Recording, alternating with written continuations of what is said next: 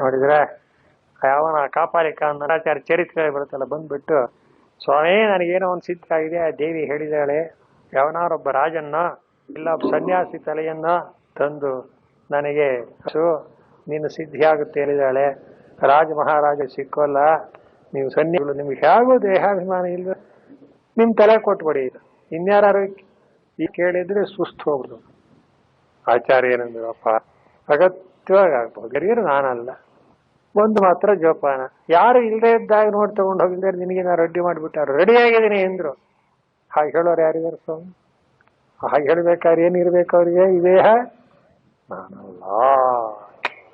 ಮುಂದಿನ ಕಥೆ ಸರಿ. ಆಮೇಲೆ ಬಂದು ನರಸಿಂಹಾವತಾರ ಮಾಡಿದ, ಅವನು ಪದ್ಮಪಾದ್ರ ಅವನು ಸಂಹಾರ ಮಾಡಿದ, ಕಾಪಾಡಿಕರ ಕಥೆ ಸರಿ. ಆ ತತ್ವ ನೋಡಿ ಏನ್ ಚೆನ್ನಾಗಿದೆ, ಅವನು ಕೇಳೋದು ಅಷ್ಟು ಚೆನ್ನಾಗಿ ಕೇಳಿದ್ದಾನೆ. ಉತ್ತರ ಹೇಗೆ ನಾನು ಕೂತ್ಕೊಳ್ತೀನಿ ತಗೊಂಡು ಎಷ್ಟರ ಮಟ್ಟಿಗೆ ವಿವೇಕ ಆತ್ಮಾನಾತ್ಮ ವಿವೇಕವಿದೆ ಅಂತ. ಇಂಥ ಒಂದಾನೊಂದು ಪರಾಕಾಷ್ಠೆಯನ್ನು ಪಡೆದಿರೋ ತತ್ವಜ್ಞಾನಿಯಾದವನಿಂದ ಕರ್ಮ ಏನ್ ಹೇಳೋದು ಅವನಿಗೆ? ಎಲ್ಲಿದೆ ಕರ್ಮ ಅವನಿಗೆ? ಕ್ರಿಯಾಕಾರಕ ಫಲ ಅನ್ನೋ ಭೇದ ಎಲ್ಲಿದೆ? ಅಂದ ಮೇಲೆ ಜ್ಞಾನ ಕರ್ಮಗಳನ್ನು ಸಮುಚ್ಚಯ ಮಾಡೋದು ಹೇಗೆ ಸಾಧ್ಯ? ಅದನ್ನೇ ಅವ್ರು ಹೇಳೋದು. ಆದ್ರಿಂದ ಅನುಪಪನ್ನಂ ಅಂದ್ರು ಜ್ಞಾನ ಕರ್ಮಣೋ ಏಕಂಬದ ನಿಶ್ಚಿತ್ಯಾಯಿತು ಏಕ ವಿಷಯ ಇವ ಪ್ರಾರ್ಥನಾ. ಅರ್ಜುನ ಜ್ಞಾನ ಕರ್ಮಗಳ ಪೈಕಿ ಯಾವ ಒಂದನ್ನಾದರೂ ಹೇಳು ನನಗೆ ಪ್ರತ್ಯೇಕವಾಗಿ ನಿಶ್ಚಯ ಮಾಡಿ ಅಂತ ಕೇಳಿರೋದೆ ಏನ್ ತೋರಿಸುತ್ತೆ? ಜ್ಞಾನ ಕರ್ಮಗಳಿಗೆ ಸಮುಚ್ಚಯ ಹೊಂದುವುದಿಲ್ಲ ಅನ್ನೋ ತೋರಿಸ. ಆದ್ರಿಂದಲೇ ಈಗ ಮುಂದಿನ ಪಾಠ, ಜಾಯಸಿ ಚೇತ್ ಕರ್ಮಣಸ್ತೆ ಮತ ಬುದ್ಧಿರ್ಜನಾರ್ದನ. ಸರಿ, ಅಸಂಭವೇ, ಸಮುಚ್ಚಯ ಸಂಭವವಾಗುವುದಿಲ್ಲ ಅಂತಾಯ್ತು. ಕುರುಕರ್ಮ ಇವ ತಸ್ಮಾತ್ ಸಮ್ಮಿತಿ ಚ ಜ್ಞಾನನಿಷ್ಠಾ ಸಂಭವಂ ಅರ್ಜುನಸ್ಯ ಅವಧಾರಣೆಯನ್ನು ದರ್ಶಯಿಷ್ಯತೆ. ಅಂದ್ರೆ ಏನಾಯ್ತು? ಜ್ಞಾನವೇ ದೊಡ್ಡದು ಅಂತ ಅರ್ಜುನನಿಗೆ ಭಗವಂತನ ಉಪದೇಶದಿಂದ ಗೊತ್ತಾಗಿದೆ ಅನ್ನೋದು ನಿಜ. ಮತ್ ಸುಮ್ಮನೆ ತನ್ಪಾಡಿ ತಾನು ಜ್ಞಾನದ ವಿಷಯಕ್ಕೆ ಪ್ರಯತ್ನ ಮಾಡಬಹುದಾಗಿತ್ತಲ್ಲ ಅಂದ್ರೆ ಅರ್ಜುನನಿಗೆ ಇನ್ನೊಂದು ಅಡ್ಡಿ ಬಂತು. ಏನು? ಅರ್ಜುನ ನೀನು ಮಾತ್ರ ಕರ್ಮನೇ ಮಾಡು, ಕುರು ಕರ್ಮ ಇವ ತಸ್ಮಾತ್ ತ್ವಂ ಅಂದ್ರು. ಇದು ಕನ್ಫ್ಯೂಷನ್ ಆಗ್ಬಿಡ್ತು.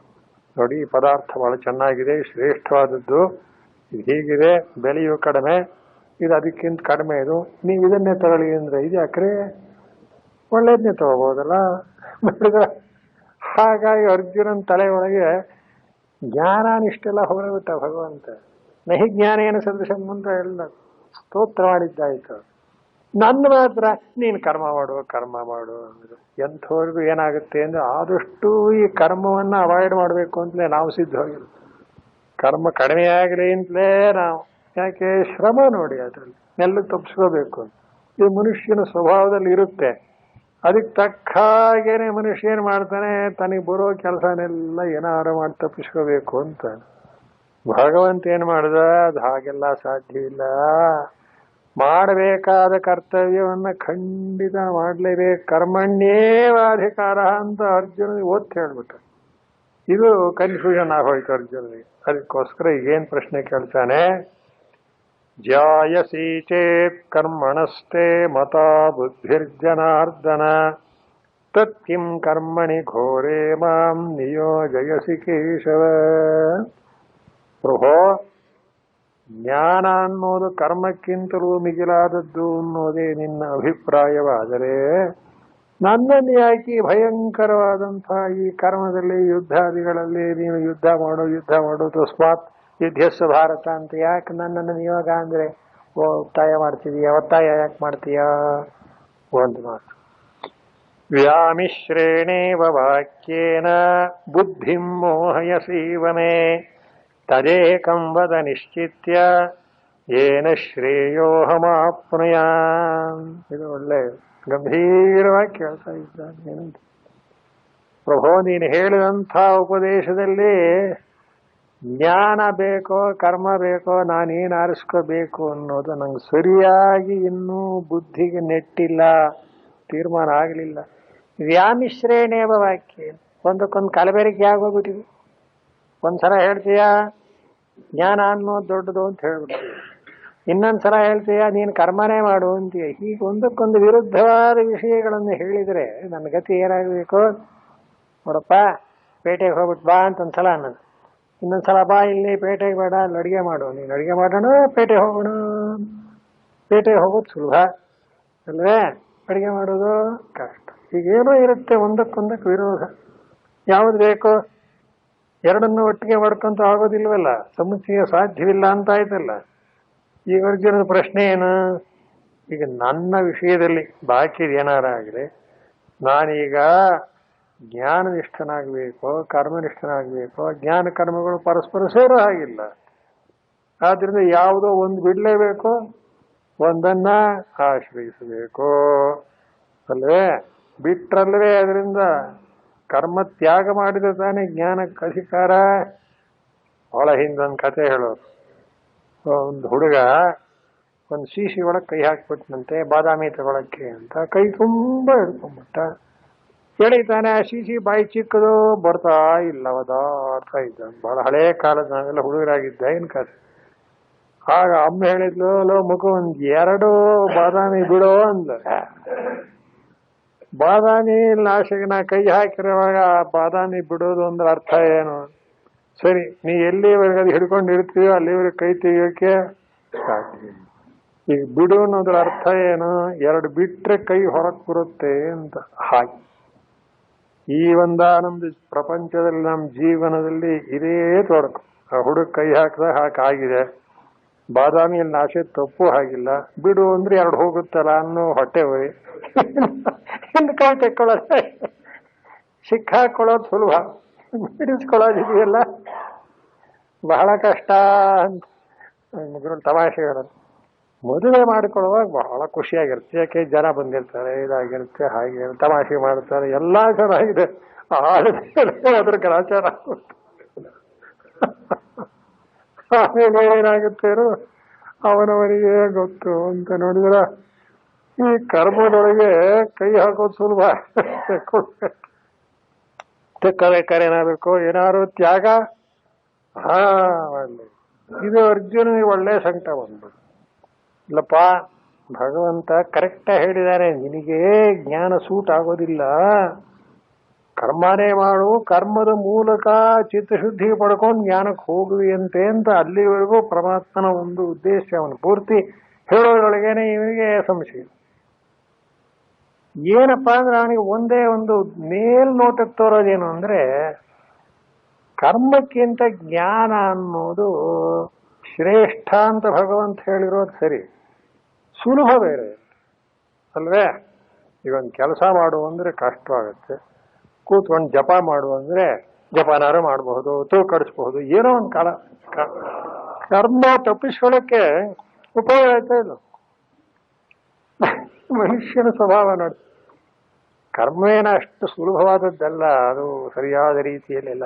ಆದ್ರೆ ವ್ಯವಹಾರ ದೃಷ್ಟಿಯಲ್ಲಿ ನೋಡಿದ ಕರ್ಮಕ್ಕಿಂತ ಜ್ಞಾನ ಸುಲಭ ಅಂದ್ರೆ ಏನೋ, ಜ್ಞಾನವೂ ಸುಲಭವಲ್ಲ ನಿಜ, ಕರ್ಮದಿಂದ ಅವಾಯ್ಡ್ ಮಾಡಕ್ಕೆ ಇಷ್ಟೇ. ಇದು ಅಜ್ಞಾನಿಗಳ ಸ್ಥಿತಿ. ಅದನ್ನ ಅರ್ಜುನನ ಮೂಲಕ ಪ್ರೆಸೆಂಟ್ ಮಾಡ್ತಾ ಇದ್ದಾನೆ ಭಗವಂತ. ಭಗವದ್ಗೀತೆ ಹೇಳ್ತಾ ಇದೆ, ಹೀಗಾಗಿ ನನ್ನ ಬುದ್ಧಿ ಕರ್ಮ ಮಾಡಬೇಕು, ಜ್ಞಾನ ಸಂಪಾದನೆ ಮಾಡ್ಕೊಂತ ಇದೆ. ತದೇಕಂ ವದ ನಿಶ್ಚಿತ್ಯ, ಪ್ರಭು ನಿನ್ನನ್ನು ನಂಬಿಟ್ಟಿದ್ದೇನೆ, ಅನ್ಯಥಾ ಶರಣಂ ನಾಸ್ತಿ. ನಾನಿನ್ನೇನು ಮತ್ತೆ ವಿಶೇಷವಾಗಿ ಬೇಕು ಬೇಡ ಅಂತ ಹೇಳಲ್ಲ, ನನಗೆ ಯಾವುದು ಶ್ರೇಯಸ್ಕರವೋ ಅದನ್ನ ಹೇಳು. ತದೇಕಂ ವದ ನಿಶ್ಚಿತ್ಯ ಏನ ಶ್ರೇಯೋಹಮಾಪ್ನುಯಾಂ. ನಾನು ಈಗ ಸಿಕ್ಕೊಂಡಿರತಕ್ಕಂಥ ಯಾವ ವಿಷಾದದಲ್ಲಿ ಸಂಕಟದಲ್ಲಿ ಬಾಳ್ಬೇಕಾದ್ರೆ, ಉದ್ಧಾರವಾಗಬೇಕಾದ್ರೆ ನನಗೆ ಯಾವುದು ಶ್ರೇಯಸ್ಕರವೋ ಅದರಲ್ಲಿ 2ರಲ್ಲಿ ಒಂದು ಹೇಳಯ್ಯ. ಕರ್ಮವೋ ಜ್ಞಾನವೋ ನನಗೆ ಅನ್ನೋದು ಹೇಳಿ ನೋಡೋಣ. ಹೀಗಂತ ಏಕಂಬದ ನಿಶ್ಚಿತ್ಯ ಇದು ಪ್ರಾರಂಭವಾಯಿತು. ಈಗ ಅರ್ಜುನನ ಪ್ರಶ್ನೆ ತುಂಬಾ ಚೆನ್ನಾಗಿ. ಎಷ್ಟೇ ಒಂದಾನೊಂದು ಗ್ರಂಥಗಳನ್ನು ಓದ್ರೆ ಭಗವದ್ಗೀತೆಯಲ್ಲಿ ಹೇಳಿರುವಷ್ಟು ಸ್ಪಷ್ಟವಾಗಿ ವಿಚಾರಗಳು ಬೇರೆ ಇದರಿಂದ ನನಗೆ ಗೊತ್ತಾಗಲ್ಲ. ಇಲ್ಲಿ ಸರಿಯಾಗಿ ಪ್ರಶ್ನೋತ್ತರ ರೂಪವಾಗಿ ಒಬ್ಬ ಹೇಳ್ದ ತುಂಬಾ ವಿಂಗಡವಾಗಿ ಹೇಳುತ್ತೆ. ಕೂಡ್ಲೇ ಭಗವಂತ ಹೇಳ್ತಾನೆ, ಶ್ರೀ ಭಗವಾನುವಾಚ. ಶಂಕರಾಚಾರ್ಯ ನೋಡಿ, ಪ್ರಶ್ನಾನುರೂಪಮೇವ ಪ್ರತಿವಚನಂ ಶ್ರೀ ಭಗವಾನುವಾಚ. ಭಗವಂತನಿಗೇನೋ ಅರ್ಜುನಿಗೆ ಉಪದೇಶ ಮಾಡಬೇಕು ಅಂತ ಅದೇನು ಅಂಥದ್ದೇನೋ ಒಂದು ಇದಿಲ್ಲ, ಆಸ್ಥೆ ಇಲ್ಲ. ಆದ್ರೆ ಪ್ರಶ್ನೆ ಕೇಳಿದವನಿಗೆ ಉತ್ತರ ಹೇಳ್ಬೇಕೋ ಬೇಡವೋ? ಹೇಳ್ಬೇಕು. ಪ್ರಶ್ನೆಗೆ ಉತ್ತರ ಅಂದ್ರೆ ಪ್ರಶ್ನೆಗೆ ಅನುಗುಣವಾಗಲ್ವೇ ಇರಬೇಕಾದ್ದು. ಅವನು ಏನಂತ ಪ್ರಶ್ನೆ ಕೇಳ್ತಾನೋ ಅದಕ್ಕೆ ತಾನೇ ಉತ್ತರ ಹೇಳಬೇಕು. ಹಾಗೆ ಬರೀತಾರ, ಪ್ರಶ್ನಾನುರೂಪಮೇವ. ಈ ಶಂಕರಾಚಾರ್ಯರ ಬರವಣಿಗೆ ಅಂದ್ರೆ ಎಷ್ಟು ಆಪ್ಟ್ ಆಗಿರುತ್ತೆ, ಎಡ ಬಲ ಹೋಗೋದಿಲ್ಲ. ಇದನ್ನ ನಮ್ಮ ಗುರುಗಳವರಲ್ಲಿ ಸ್ಪಷ್ಟವಾಗಿ ಕಾಣಬಹುದಾಯ್ತು. ಅವ್ರು ಯಾವ ಗ್ರಂಥ ಬರೀಲಿ, ಯಾವ ವಿಚಾರ ಬರೀಲಿ, ಯಾವ ಸಬ್ಜೆಕ್ಟ್ ಉಪನ್ಯಾಸ ಮಾಡಲಿ, ಎಡ ಬಲ ಹೋದ ಒಂದೇ ತಾತ್ಪರ್ಯ ಇಟ್ಟು ಹೇಳೋರು ಅವರು. ಕರ್ಮ ಅಂದ್ರೆ ಕರ್ಮನೇ ಹೇಳು, ಭಕ್ತಿ ಅಂದ್ರೆ ಭಕ್ತಿನೇ ಹೇಳು. ಅಷ್ಟು ಚೆನ್ನಾಗಿ ಇಂಗ್ಲಿಷ್ ಡಿಸ್ಟಿಂಕ್ಟ್ ಅಂತ ವಿಂಗಡವಾಗಿ ತಿಳ್ಕೊಂಡು, ಆ ವಿಂಗಡವಾಗಿ ತಿಳಿದಷ್ಟೇ ವಿಷಯ ಸುಲಭ, ಕನ್ಫ್ಯೂಷನ್ ಆಗೋದಿಲ್ಲ. ಯಾಕೆ? ಪ್ರತಿಯೊಂದು ಬೇರೆ ಬೇರೆ ಅಂತ ಗೊತ್ತಾಗ್ಬಿಡುತ್ತೆ. ಜ್ಞಾನದಲ್ಲಿ ಒಂದು ವಿವೇಕ ಬರಬೇಕಾದ್ರೆ ಅಬ್ಬಾ, ಆ ಶಂಕರಾಚಾರ್ಯಗೆ ಕೈ ಮುಗಿಬೇಕು. ಅಷ್ಟು ವಿವೇಕವಾಗಿ ಸ್ಪಷ್ಟವಾಗಿ ಹೇಳ್ತಾರೆ.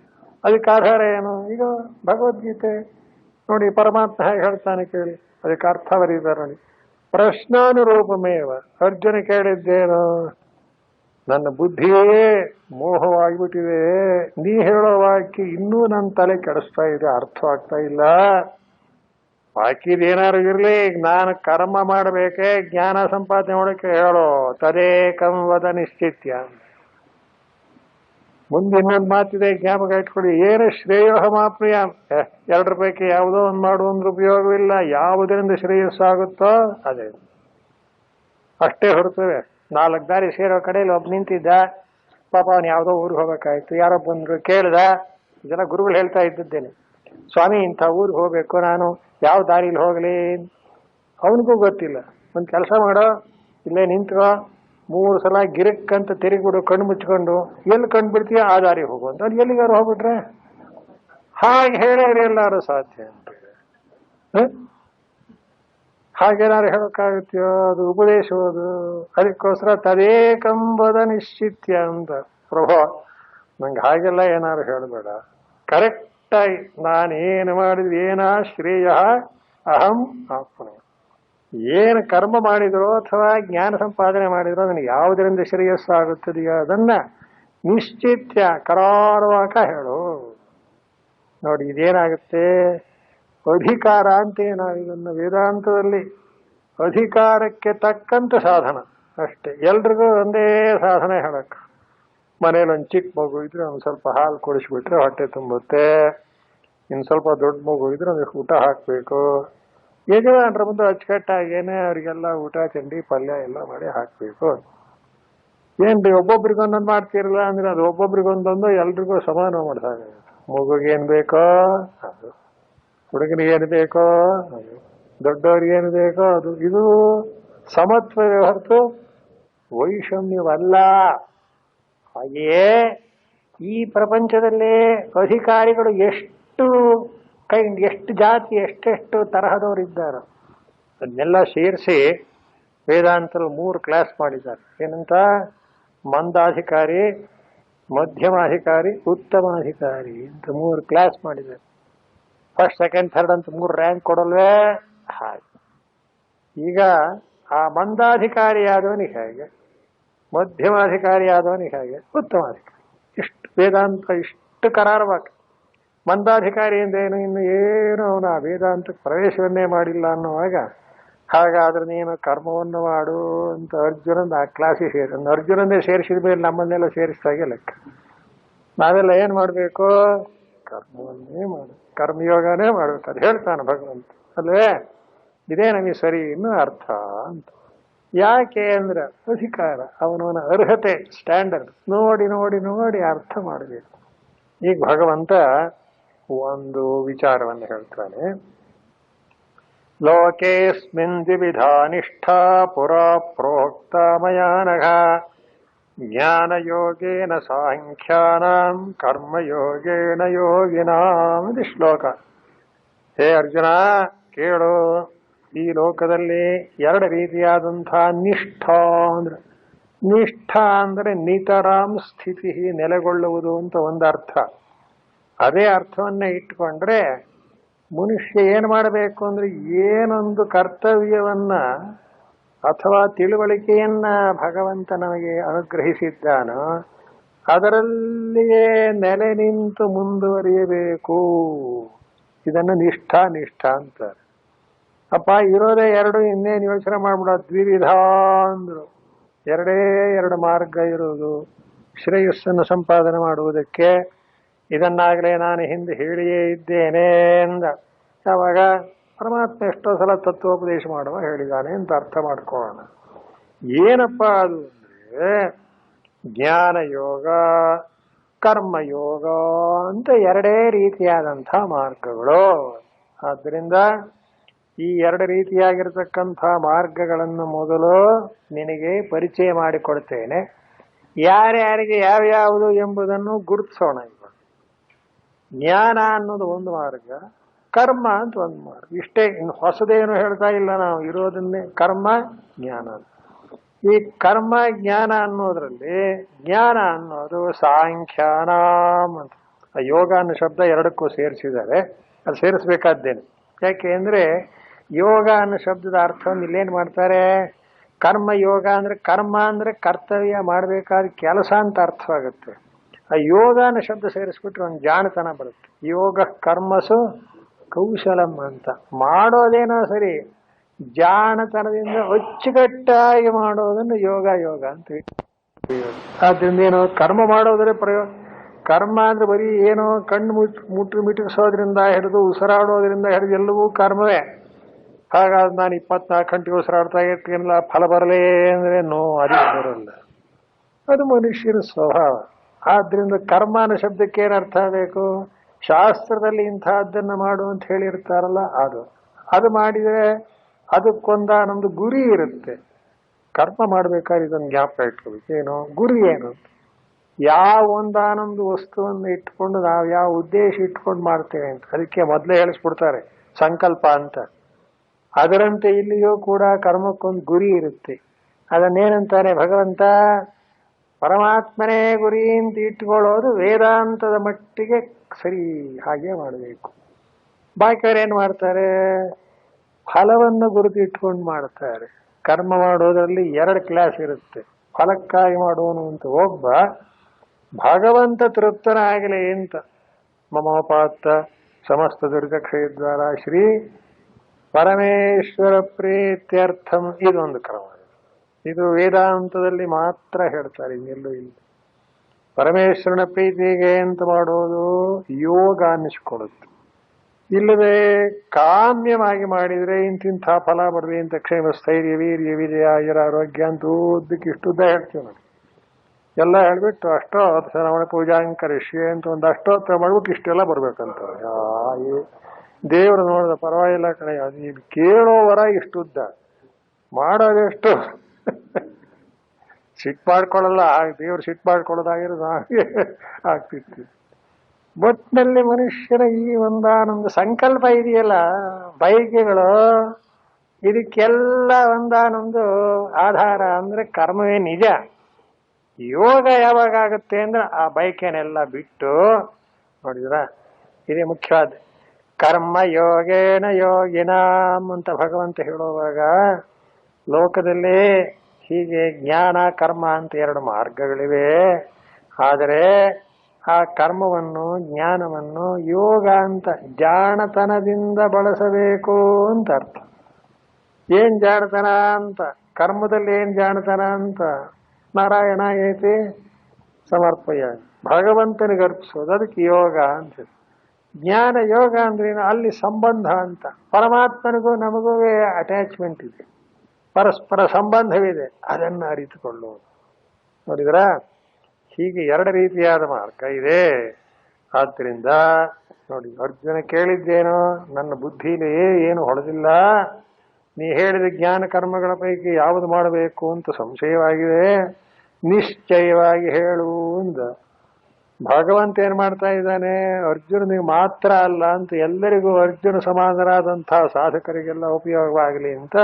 ಹೌದಪ್ಪ, ಲೋಕದಲ್ಲಿ ಈ ರೀತಿಯಾದಂತಹ 2 ನಿಷ್ಠೆಗಳಿವೆ, ಒಂದು ಕರ್ಮನಿಷ್ಠ, ಒಂದು ಜ್ಞಾನನಿಷ್ಠ ಅಂತ.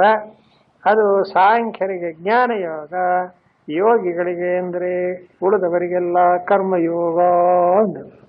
ಇಲ್ಲಿ ಜ್ಞಾನಯೋಗೇನ ಸಾಂಖ್ಯಾನಾಂ ಅಂತ ಇದೆಯಲ್ಲ ಮೂಲದಲ್ಲಿ, ಅದಕ್ಕೆ ಶಂಕರಾಚಾರ್ಯರು ಸಾಂಖ್ಯಾನಾಂ ಅನ್ನೋ ಶಬ್ದಕ್ಕೆ ಒಂದು ವಿವರಣೆ ಕೊಡ್ತಾರೆ, ಬಹಳ ಚೆನ್ನಾಗಿದೆ.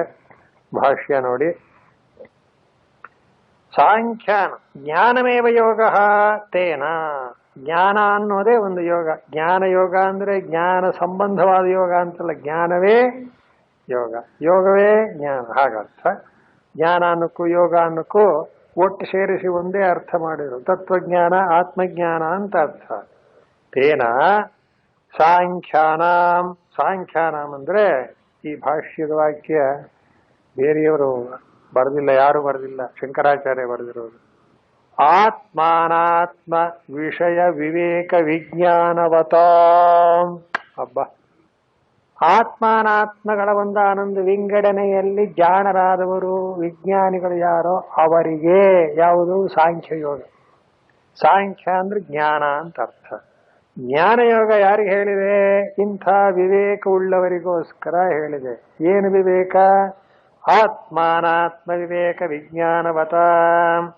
ಒಂದು ಬ್ರಹ್ಮಚರ್ಯಾದೇವ ಕೃತ ಸನ್ಯಾಸಾನ, ಬ್ರಹ್ಮಚರ್ಯಾಶ್ರಮಾದೇವ, ಬ್ರಹ್ಮಚರ್ಯಾಶ್ರಮದಲ್ಲಿ ಇದ್ದಾಗಲೇನೆ ನಾನು ಈ ಸಂಸಾರ ಸಾಕು, ಕೃತಾರ್ಥನಾಗಬೇಕು, ಮೋಕ್ಷ ಪಡೆಯಬೇಕು ಅಂತ ಯಾವನು ತೀರ್ಮಾನ ಮಾಡಿ ಈ ಒಂದಾನೊಂದು ಪ್ರಾಪಂಚಿಕವಾದ ಐಹಿಕವಾದಂಥ ಭೋಗಗಳನ್ನೆಲ್ಲ ಬಿಟ್ಬಿಡ್ತಾನೋ ಅದನ್ನೇ ಸನ್ಯಾಸ ಸನ್ಯಾಸ ಅಂತ.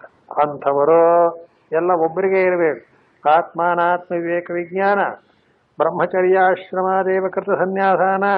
ಇನ್ನು ವೇದಾಂತ ವಿಜ್ಞಾನ ಸುನಿಶ್ಚಿತಾರ್ಥಾನ, ವೇದಾಂತ ಅಂದ್ರೆ ಉಪನಿಷತ್ತುಗಳಲ್ಲಿ ಯಾವ ಪರಬ್ರಹ್ಮ ತತ್ವವನ್ನ ನಿರೂಪಣೆ ಮಾಡಿ ಅನುಭವ ಪರ್ಯಂತವಾಗಿ ಹೇಳಿದೆಯೋ ಆ ತಿಳುವಳಿಕೆ ನಿಶ್ಚಿತ ಅಲ್ಲ, ಸುನಿಶ್ಚಿತ, ಗಟ್ಟಿಯಾಗಿ ತಿಳಿದವನಾಗಿರಬೇಕು.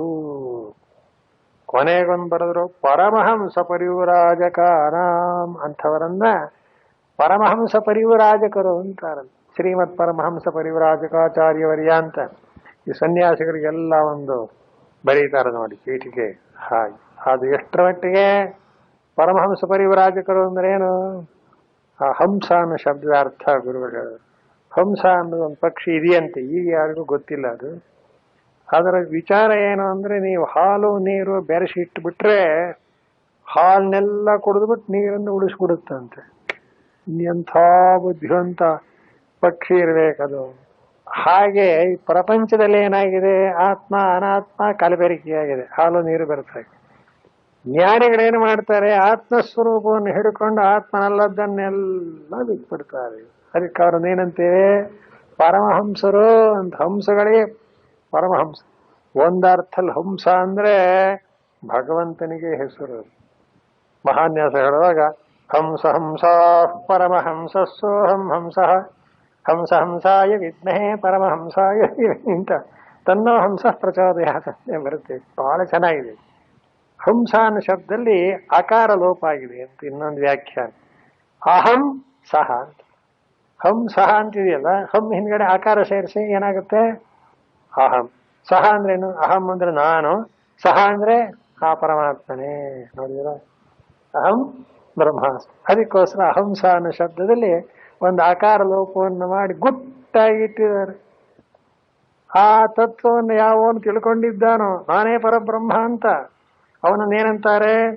ಪರಮಹಂಸ ಪರಿವ್ರಾಜಕಾನಾಂ ಬ್ರಹ್ಮಣ್ಯೇವ ಅವಸ್ಥಿತಾನಾಂ ಅಂದ್ರು.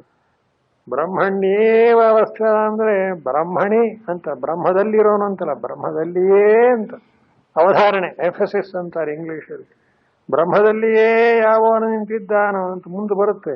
ಸ್ಥಿರ ಬುದ್ಧಿ ಅಸಮೂಢ ಬ್ರಹ್ಮವಿತ್ ಬ್ರಹ್ಮಣಿ ಸ್ಥಿತ, 5ನೇ ಅಧ್ಯಾಯದಲ್ಲಿ ಬರುತ್ತೆ. ಹೀಗೆಲ್ಲ ತಾತ್ಪರ್ಯನ ಒಂದಕ್ಕೊಂದಕ್ಕೆ ಜೋಡಿಸ್ಕೋಬೇಕು. ಬ್ರಹ್ಮಣ್ಯೇವ ಅವಸ್ಥಿತಾನ. ಆಹಾ, ಇಂಥ ಮಾತು ನಿಷ್ಠಾ ಪ್ರೋಕ್ತ. ಇಂಥವರಿಗೆ ಹೇಳಿದೆ ಏನನ್ನ? ಜ್ಞಾನ ನಿಷ್ಠೆಯನ್ನು ಹೇಳಿದೆ. ಅನ್ನೇನಿಲ್ಲ, ಸನ್ಯಾಸಿಯಾಗಿ ಪರಬ್ರಹ್ಮ ಸ್ವರೂಪದಲ್ಲಿ ನೆಲೆ ನಿಂತವನಿಗೆ ಇನ್ನೇನು ಕೆಲಸ? ಅವನು ಪ್ರತಿಯೊಂದನ್ನು ಕೂಡ ತ್ಯಾಗ ಮಾಡಿ ಈವನ್ ಗಾಯತ್ರಿ ಮಂತ್ರವನ್ನ ಕೂಡ ಪ್ರಣವದಲ್ಲಿ ಪ್ರವೇಶ ಮಾಡಿಸ್ಬಿಡ್ತಾರೆ. ಸನ್ಯಾಸ ಅಂದ್ರೆ ಅಷ್ಟು ದೊಡ್ಡ ಆಶ್ರಮ, ಸಾಮಾನ್ಯವಲ್ಲ. ಸುಮ್ಮನೆ ಎಲ್ಲರೂ ನಾನು ಸನ್ಯಾಸ ತಗೊಂಡೆ ಅಂದ್ಬಿಟ್ಟು ಕಾಯಿ ಬಟ್ಟೆ ಹಾಕೊಂಡು ಹೊರಟರು ಉಪಯೋಗವಾಗೋದಿಲ್ಲ. ಅದೆಲ್ಲ ಬರೀ ವೇಷವಾಯಿತು. ಒಳಗೆ ಆಗಬೇಕಾದಂತಹ ಸಾಧನೆ ಅವನಿಗೆ ಇನ್ನೇನಿಲ್ಲ, ಯಾವ ಕರ್ತವ್ಯವೂ ಇಲ್ಲ. ಯಾವ ರೀತಿಯಾಗಿರ್ತಕ್ಕಂಥ ದೇವತಾರ್ಚನೆ, ಪೂಜೆ, ಸ್ನಾನ, ಸಂಧ್ಯಾ ವಂದನೆ, ಶ್ರಾದ್ದ ಏನು. ಕೆಲವರೇನು ತಿಳ್ಕೊಂಡಿರೋ ಸನ್ಯಾಸ ತಗೊಂಡ್ಬಿಟ್ರಿಂದ ಬಿಡುಗಡೆ ಆಗುತ್ತೆ ಅಂತ. ಅದಲ್ಲ, ಅದು ಎಸ್ಕೇಪಿಂಗ್. ಹಾಗಲ್ಲ. ಅದು ಮಾಡತಕ್ಕದ್ದೆಲ್ಲವನ್ನು ಒಂದು ಮಾತು ಬರುತ್ತೆ ಗೀತೆಯಲ್ಲಿ, ಸರ್ವಂ ಕರ್ಮ ಅಖಿಲಂ ಪಾರ್ಥ ಹೇಳಿ ಮುಂದಕ್ಕೆ ಜ್ಞಾನೇ ಪರಿಸಮಾಪ್ಯದ. ಅದು ನಿಜವಾದ ತತ್ವಜ್ಞಾನ. ತತ್ವಜ್ಞಾನದಲ್ಲಿ ಅಡಕವಾಗದೇ ಇರತಕ್ಕ ಕರ್ಮ ಯಾವುದೂ ಇಲ್ಲ. ಅಂಥವನು ಪರಮಹಂಸ ಅಂದ್ರೆ ಒಂದು ಸಾಮಾನ್ಯನಲ್ಲ. ನೋಡಿದ್ರ, ಅದಕ್ಕೆ ಬ್ರಹ್ಮಣ್ಯೇವ ಅವಸ್ಥಿತಾನ. ಯಾವಾಗಲೂ ಬ್ರಹ್ಮಾನ ಚಿಂತನೆ ಮಾಡ್ತಾ ಇರ್ತಾನೆ ಹೊರತು ಅವನಿಗೆ ಪ್ರಪಂಚದ ಜ್ಞಾನವೇ ಇರೋದು. ಇದು ಎಂಥ ಈ ಸದಾಶಿವ ಬ್ರಹ್ಮೇಂದ್ರ ಅಂತ ಇತ್ತೀಚಿನ ಕಾಲದ ಮಹಾತ್ಮರ ಅವರ ಚರಿತ್ರೆ ಒಂದು ಪುಸ್ತಕ ಬಂದಿದೆ ಇಲ್ಲಿ ನಮ್ಮಲ್ಲಿ, ಬಹಳ ಚೆನ್ನಾಗಿದೆ. ಅವ್ರು ಹೇಳ್ತಾ ಕೆಲವು ಕೀರ್ತನೆಗಳು ಕೂಡ ಮಾಡುತ್ತೆ. ಸರ್ವಂ ಬ್ರಹ್ಮಮಯಂ ವರೇರೇ ಕಿಂ ವಚನೀಯಂ ಕಿಮವಚನೀಯಂ. ಆ ಹಾಡನ್ನು ಅವ್ರು ಹಾಡಬೇಕಾದ್ರೆ ಅವ್ರು ಯಾವ ಸ್ಥಿತಿಲಿ ಇರಬೇಕು. ಇದು ನಿಜ. ಈ ವಾಕ್ಯ ಎಷ್ಟು ಚೆನ್ನಾಗಿದೆ ನೋಡಿ. ಇನ್ನೊಂದ್ಸಲ ಓದಿ ಮುಂದಕ್ಕೆ ಹೋಗ್ತೇನೆ. ಸಾಂಖ್ಯಾನಾಂ ಆತ್ಮಾನಾತ್ಮ ವಿಷಯ ವಿವೇಕ ವಿಜ್ಞಾನವತಾಂ ಬ್ರಹ್ಮಚರ್ಯಾದೇವ ಕೃತ ಸನ್ಯಾಸಾನಾಂ ವೇದಾಂತ ವಿಜ್ಞಾನ ಸುನಿಶ್ಚಿತಾರ್ಥಾನಾಂ ಪರಮಹಂಸ ಪರಿವ್ರಾಜಕಾನಾಂ ಬ್ರಹ್ಮಣ್ಯೇವ ಅವಸ್ಥಿತಾನಾಂ ನಿಷ್ಠಾ ಉಕ್ತ. ನಮ್ಮ ಗುರುಗಳು ಎಲ್ಲ ಓದೋರು ಓದ್ಬಿಟ್ಟು ಆಹಾ ಹೀಗೆ ಬೆಳೆಬೇಕಾದ್ರೆ ಶಂಕರಾಚಾರ್ಯ ಆಗಿರ್ಬೇಕಪ್ಪ. ಅವರ ಅಂಥವರಾಗ ಹೊತ್ತಿ ಅವ್ರ ಬಾಯಲ್ಲಿ ಮಾತು ಬಂದಿವೆ ಅಂತ ತುಂಬಾ ಅವರಿಗೆ ಆನಂದವಾಗಿಬಿಡೋದು. ಎಂಥ ಒಂದು ಆನಂದ ನಿಷ್ಠೆ, ಎಷ್ಟು ದೊಡ್ಡ ಮಾತು. ಈ ವಾಕ್ಯ ಬರೀಬೇಕಾದ್ರೆ ಆ ಬರೆಯುವನ ಅನುಭವ ಎಷ್ಟು ಮಿಗಿಲಾದದ್ದಾಗಿರುತ್ತೆ. ಅದಕ್ಕೋಸ್ಕರ ಆಚಾರ್ಯ ಶಂಕರಾಚಾರ್ಯ ಸ್ವಂತನೇ ಜನ್ಮ ಜನ್ಮನೇ ಅಂತ ಅವು ಕೇಳ್ತಾನೆ. ಸ್ವಾಮಿ ಹುಟ್ಟಿದ್ರು ಪರವಾಗಿಲ್ಲ, ಶಂಕರಾಚಾರ್ಯ ಶಿಷ್ಯರಾಗಿ ಹುಟ್ಟಬೇಕು. ಇಂಥ ತತ್ವ ತಿಳ್ಕೋಬೇಕಾದ್ರೆ ಆ ಬ್ರಹ್ಮನಿಷ್ಠರಾದ ಗುರುಗಳಿಲ್ಲದೆ ತಿಳ್ಕೊಳ್ಳೋಕೆ ಸಾಧ್ಯವೇ ಅಂತ ಅಂದಮೇಲೆ ಇಂಥ ಒಂದು ಆನಂದ ನಿಷ್ಠೆಯನ್ನೇನೆಂದ್ರು ಜ್ಞಾನ ಯೋಗೇನ ಸಾಂಖ್ಯಾನಾಂ ಅಂದ್ರು. ಆಯ್ತಾ? ಬ್ರಹ್ಮಣ್ಯೇವ ಅವಸ್ಥಿತಾನಾಂ ನಿಷ್ಠಾ ಪ್ರೋಕ್ತ. ಇನ್ನೊಂದು ವಾಕ್ಯ ಕರ್ಮ ಯೋಗೇಣ ಯೋಗಿನ, ಅದನ್ನು ಹೇಳ್ತಾರೆ. ಈ ಮುಖ್ಯವಾದದ್ದನ್ನ ಶಂಕರ ಭಾಷೆಯಲ್ಲಿ ಇರತಕ್ಕದ್ದನ್ನು ನಾವು ಖಂಡಿತ ಅನುಸಂಧಾನ ಮಾಡಬೇಕು. ಅದಕ್ಕೋಸ್ಕರ ನಾನು ಬಿಡಿಸಿ ಹೇಳ್ತಾ ಇದ್ದೇನೆ. ಇನ್ನು ಕೇಳಿ, ಕರ್ಮಯೋಗೇಣ ಕರ್ಮೈವ ಯೋಗ ಕರ್ಮಯೋಗ ತೇನ ಕರ್ಮಯೋಗೇಣ ಯೋಗಿನಾಂ ಕರ್ಮಿಣಾಂ ನಿಷ್ಠಾ ಪ್ರೋಕ್ತ ಇತ್ಯರ್ಥ. ಅದಕ್ಕಿನ್ನು ಹೆಚ್ಚು ಬರೀಲಿಲ್ಲ ಗುರುಗಳು. ಕರ್ಮಯೋಗದಿಂದ ಅಂದ್ರೆ ಏನು? ಕರ್ಮಯೋಗ ಅಂದ್ರೆ ಕರ್ಮ ಯೋಗ ಅಂತ ಎರಡಿಲ್ಲ. ಆ ಯೋಗ ಶಬ್ದಕ್ಕೆ ವೇದಾಂತಲ್ಲಿ ಯಾವಾಗಲೂ ಯೋಗ ಕರ್ಮಸು ಕೌಶಲಂ ಅಂತ ಅಷ್ಟೇ ಅರ್ಥ. ಇನ್ನು ಯೋಗ ಅಂದ್ರೆ ಪ್ರಾಣಾಯಾಮ ಮುಂತಾದವುಗಳು ಹೇಳ್ತಾರೆ, ಅದು ಬೇರೆ ಯೋಗ ಶಾಸ್ತ್ರದ. ಇಲ್ಲಿ ಯೋಗ ಶಬ್ದಕ್ಕೆ ಹಾಗೆ ಅರ್ಥ ಇಲ್ಲ. ಅದಕ್ಕೆ ಬರೀತಾರೆ ನೋಡಿ, ಕರ್ಮಯೋಗ ಅಂದ್ರೆ ಕರ್ಮೈವ ಯೋಗ ಕರ್ಮಯೋಗ. ನಾವು ದಾರಿ ತಪ್ತೀವಿ ಅಂತ ಯೋಗ ಅಂದ್ರೆ ಮತ್ತೇನಾದ್ರು ಯೋಗ ಶಾಸ್ತ್ರ ತಂದು ಸೇರಿಸ್ಬಿಟ್ಟಿರಾ ಅಂತ. ಇಲ್ಲ ಇಲ್ಲ ಇಲ್ಲ. ಕರ್ಮಯೋಗ ಅಂದ್ರೆ ಏನರ್ಥ? ಕರ್ಮ ಅಂದ್ರೆ ಕರ್ಮವೇ ಕರ್ಮಯೋಗ. ಆ ಕರ್ಮವೇ ಕರ್ಮಯೋಗ ಅನ್ನೋದ್ರ ಅರ್ಥ ಏನು? ಕರ್ಮವನ್ನು ಮಾಡಬೇಕು. ಕರ್ಮಣ್ಯೇವಾಧಿಕಾರಸ್ಥೆ ಮುಂದಕ್ಕೆ ಅವ ಕರ್ಮಯೋಗ.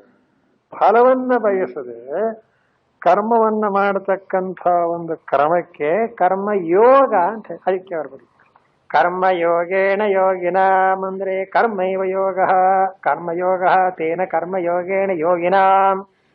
ಈ ರೀತಿಯಾದಂತಹ ಕರ್ಮಯೋಗದಿಂದ ನಿಷ್ಠಾ ಪ್ರೋಕ್ತ. ಇಂಥವರಿಗೆ ಕರ್ಮಯೋಗವನ್ನು ಯೋಗಿಗಳಿಗೆ ಹೇಳಿದೆ. ಅಂದ್ರೆ ಯಾರಿಗೆ ಆ ಯಾವ ವೇದಾಂತ ವಿಜ್ಞಾನ ಸುನಿಶ್ಚಿತಾರ್ಥರು ಅಂತ ಏನು ಬರೋದು ಆ ಮಟ್ಟ ಇಲ್ಲದೆ ಇರೋರಿಗೆ, ಉಳಿದವರಿಗೆಲ್ಲ ಈ ಕರ್ಮಯೋಗವೇ ಸರಿಯಾದ ಸಾಧನ ಅಂತ. ಇದನ್ನು ಬಿಟ್ಟು ಇನ್ನು ಬೇರೆ ಇಲ್ಲ. ಹಿಂದೆ ಹೇಳಿದಾನು ಯೋಗಸ್ಥಕ್ಕರು ಕರ್ಮಾಣಿ ಅಂತ 2ನೇ ಅಧ್ಯಾಯದಲ್ಲಿ ವಿಷಯ ಬಂದಿದೆ.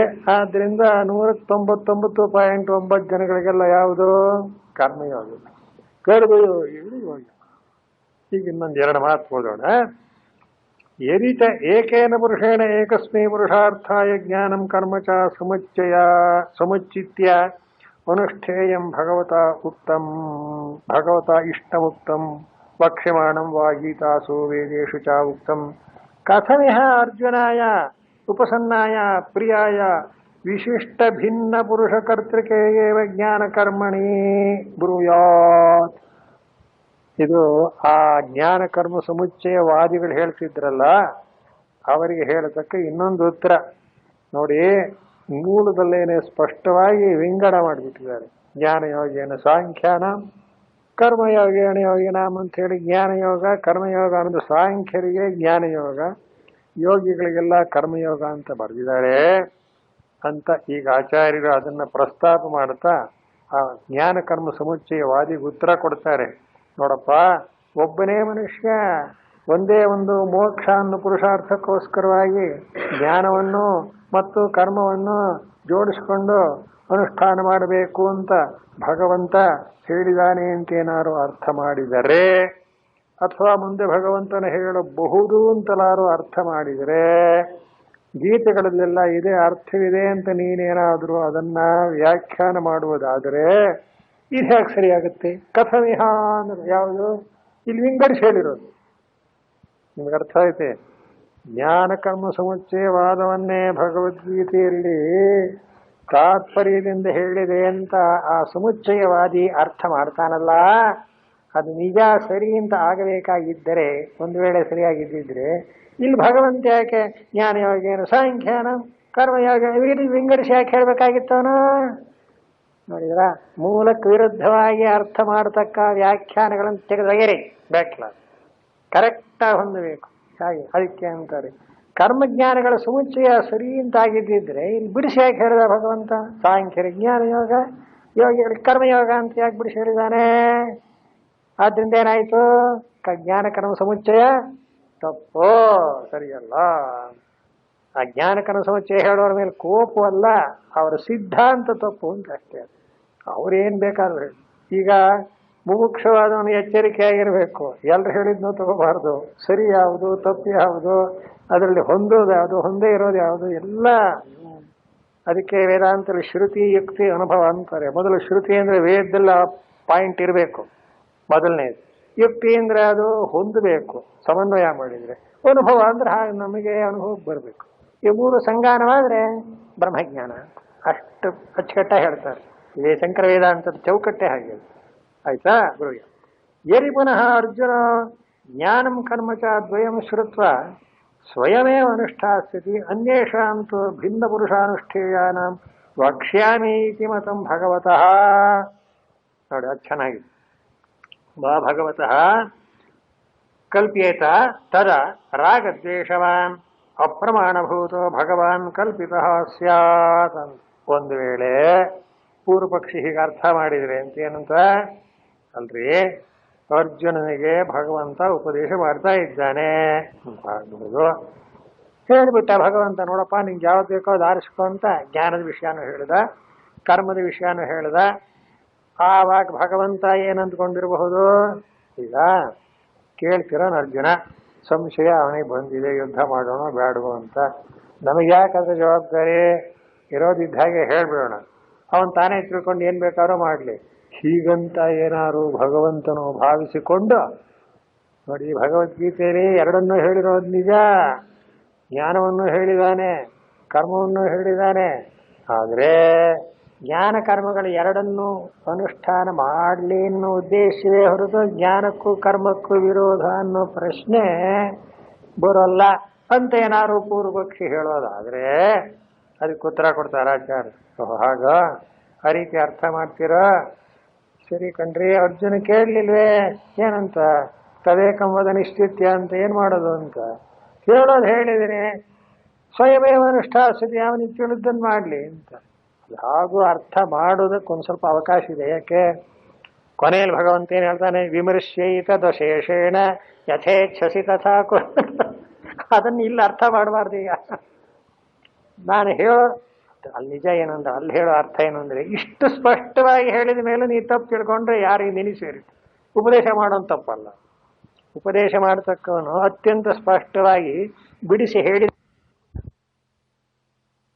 ಶಂಕರಾಚಾರ್ಯ ನೋಡಿ ಬರೆಯೋದೇನು, ಕೇಳ್ತಾನೆ ಅರ್ಜುನ, ಜ್ಞಾನ ಕರ್ಮ ಎರಡನೇ ಇಷ್ಟಿಯನ್ನು ಕೇಳ್ದ ಭಗವಂತ ಹೇಳಿದ್ದನ್ನ. ಆಮೇಲೆ ತಾನೇ ತಿಳ್ಕೊಂಡು ತನ್ನ ಪಾಡಿ ಸ್ವಯಮೇ ಅನುಷ್ಠಾಸ್ಯತೆ, ತನ್ನ ಪಾಡಿ ಯಾವ್ದು ಬೇಕೋ ಜ್ಞಾನವೋ ಕರ್ಮ ಮಾಡ್ಕೋತಾನೆ. ಅನ್ಯೇಷ ಅಂತೂ ಭಿನ್ನ ಪುರುಷಾನುಷ್ಠೇಯ ತಾಂ ವಕ್ಷ್ಯಾಮಿ, ಬಾಕಿಯವರಿಗೆ ಹೇಳ್ಬಿಡ್ತೀನಿ ಏನಂತ, ಸಾಂಖ್ಯರ ಜ್ಞಾನ ಯೋಗ, ಕರ್ಮಗಳ ಕರ್ಮಯೋಗ. ಹೀಗೇನಾದ್ರು ಭಗವಂತನ ಅಭಿಪ್ರಾಯ ಅಂತ ನೀವು ಕಲ್ಪಿಸುವುದಾದರೆ ಇದು ಕಲ್ಪೇತ ತದಾ, ಹೀಗರ್ಥ ಮಾಡಬಹುದೇ, ಅರ್ಜುನ ಜಾಣ, ಅವನು ಯಾವ್ದು ಬೇಕಾದ್ರೂ ಆರಿಸ್ಕೊಳ್ಳಿ ಅಂತ ಭಗವಂತ ಹೇಳಿಬಿಟ್ಟು ಬಾಕಿಯವರ ವಿಷಯಕ್ಕೆ ಮಾತ್ರ ಜ್ಞಾನಿಗಳಿಗೆ ಜ್ಞಾನಯೋಗ, ಕರ್ಮಗಳಿಗೆ ಕರ್ಮಯೋಗ ಅಂತ ಹೇಳಿದ್ದಾನೆ ಅಂತ ಅರ್ಥ ಮಾಡಬಹುದಲ್ಲ. ಅಂದ್ರೆ ತದಾ ರಾಗದ್ವೇಷವಾನ್ ಅಪ್ರಮಾಣಭೂತೋ ಭಗವಾನ್ ಕಲ್ಪಿತ ಸ್ಯಾತ್. ಓ ನೋಡಿದ್ರ ಏನಾಗುತ್ತೆ ಗೊತ್ತೇ, ಅರ್ಜುನ ಜಾಣ, ಅವನು ಯಾವ್ದು ಬೇಕಾದ್ರೂ ಆರಿಸ್ಕೊಳ್ಳಿ ಅಂತ ಭಗವಂತ ಹೇಳಿಬಿಟ್ಟು ಬಾಕಿಯವರ ವಿಷಯಕ್ಕೆ ಮಾತ್ರ ಜ್ಞಾನಿಗಳಿಗೆ ಜ್ಞಾನಯೋಗ, ಕರ್ಮಗಳಿಗೆ ಕರ್ಮಯೋಗ ಅಂತ ಹೇಳಿದ್ದಾನೆ ಅಂತ ಅರ್ಥ ಮಾಡಬಹುದಲ್ಲ. ಅಂದ್ರೆ ತದಾ ರಾಗದ್ವೇಷವಾನ್ ಅಪ್ರಮಾಣಭೂತೋ ಭಗವಾನ್ ಕಲ್ಪಿತ ಸ್ಯಾತ್. ಓ ನೋಡಿದ್ರ ಏನಾಗುತ್ತೆ ಗೊತ್ತೇ, ಭಗವಂತನು ಕೂಡ ರಾಗದ್ವೇಷ ಉಳ್ಳವನು ಅಂತ. ಏನ್ ರಾಗದ್ವೇಷ? ಮೂರಿರುತ್ತೆ ನೋಡಿ, ರಾಗ, ದ್ವೇಷ, ಔದಾಸೀನ್ಯ ಅಂತ. ವ್ಯವಹಾರದಲ್ಲಿ ನಾವು ಈ ಮೂರನ್ನೂ ಉಪಯೋಗಿಸ್ತೀವಿ. ನಮಗೆ ಬೇಕಾದವರಾದ್ರೆ ಬಹಳ ಚೆನ್ನಾಗಿ ಹೇಳಿ, ಬೇಡದೇ ಇದ್ದವರಾದ್ರೆ ಏನೇನಾದ್ರು ಕೆಲಸಕ್ಕೆ ಬರೋದು.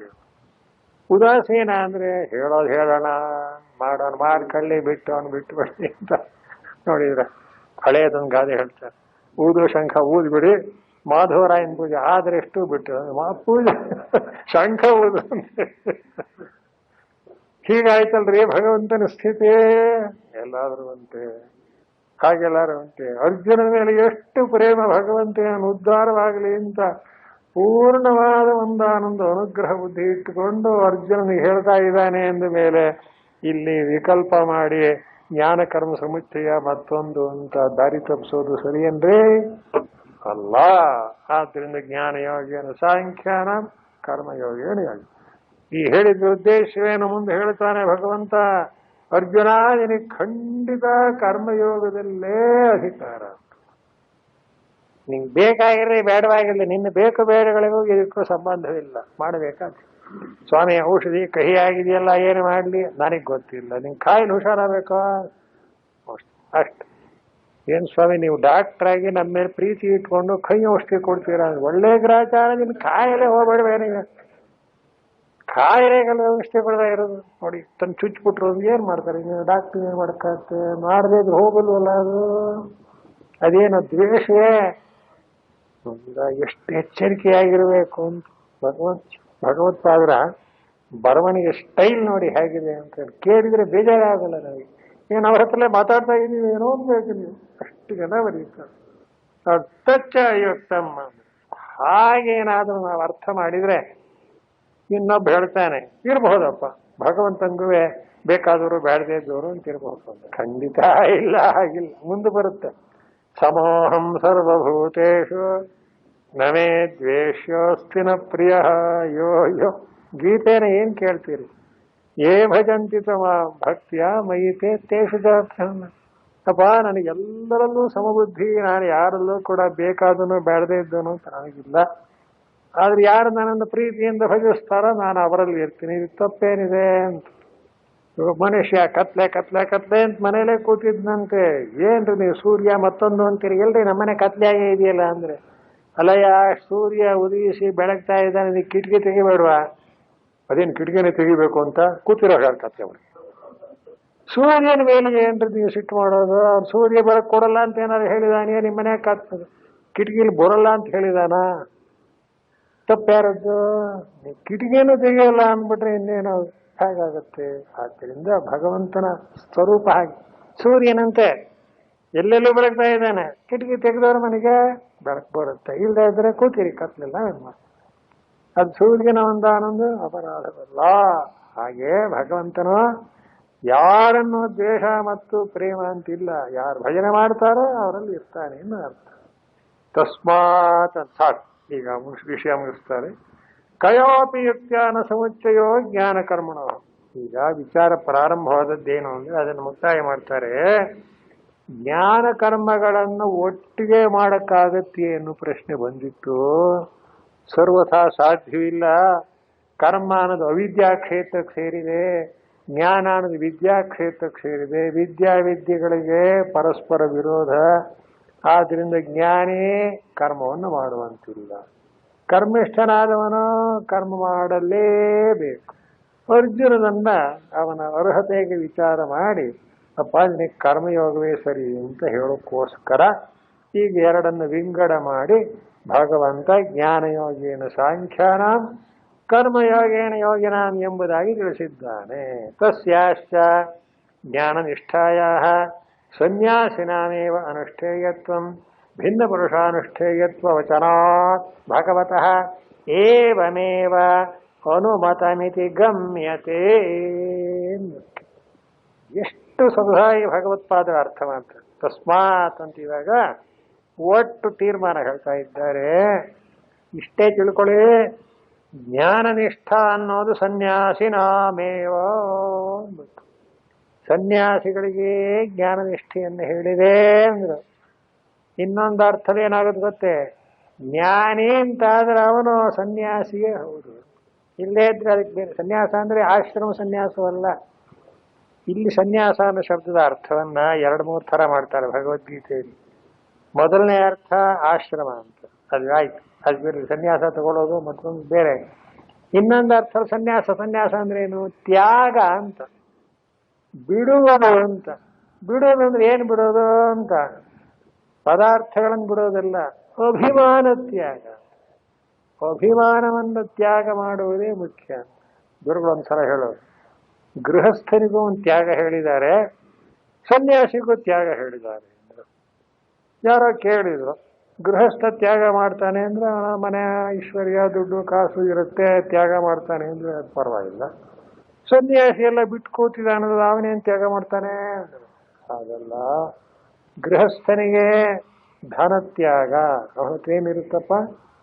ದುಡ್ಡು ಇರುತ್ತೆ, ತ್ಯಾಗ ಮಾಡು, ದಾನ ಮಾಡು ಅಂತ. ಸನ್ಯಾಸಿ ಎಲ್ಲ ಬಿಟ್ಬಿಟ್ಟಿದಾನಲ್ಲ ಅಂದ್ರೆ ಅಭಿಮಾನ ತ್ಯಾಗ. ನಾ ಸನ್ಯಾಸಿ, ಇನ್ನು ಅಭಿಮಾನ ಬಿಡು ಅಂತ ಅರ್ಥ. ಅದಕ್ಕೆ ನೋಡಿದಾರ, ಸನ್ಯಾಸಿಗೆ ಅಭಿಮಾನ ತ್ಯಾಗ, ಗೃಹಸ್ಥನಿಗೆ ಧನ ತ್ಯಾಗ. ನೋಡಿದ್ರೆ ತ್ಯಾಗ ಅನ್ನೋ ಶಬ್ದವನ್ನು. ಅದೇ ರೀತಿಯಲ್ಲಿ ಜ್ಞಾನನಿಷ್ಠಾಯ ಸನ್ಯಾಸಿನಾಮೇವ ಅನುಷ್ಠೇಯತ್ವ. ಆದ್ದರಿಂದ ಇಲ್ಲಿ ಕೊನೆಗೆ ಏನು ತೀರ್ಮಾನ ಆಯ್ತು ಅಂದ್ರೆ, ಜ್ಞಾನವೇ ಬೇಕು, ಜ್ಞಾನಾನುಷ್ಠಾನವನ್ನೇ ನಾ ಮಾಡ್ತೀನಿ, ಅದೇ ಕರ್ಮಕ್ಕಿಂತ ಸುಲಭ ಅಂತ ನೀವು ಹೇಳಿ ಏನಾದ್ರು ಬಯಸೋದಾದ್ರೆ ಅದು ನಿಮಗೆ ಎಟ್ಕೋದಿಲ್ಲ.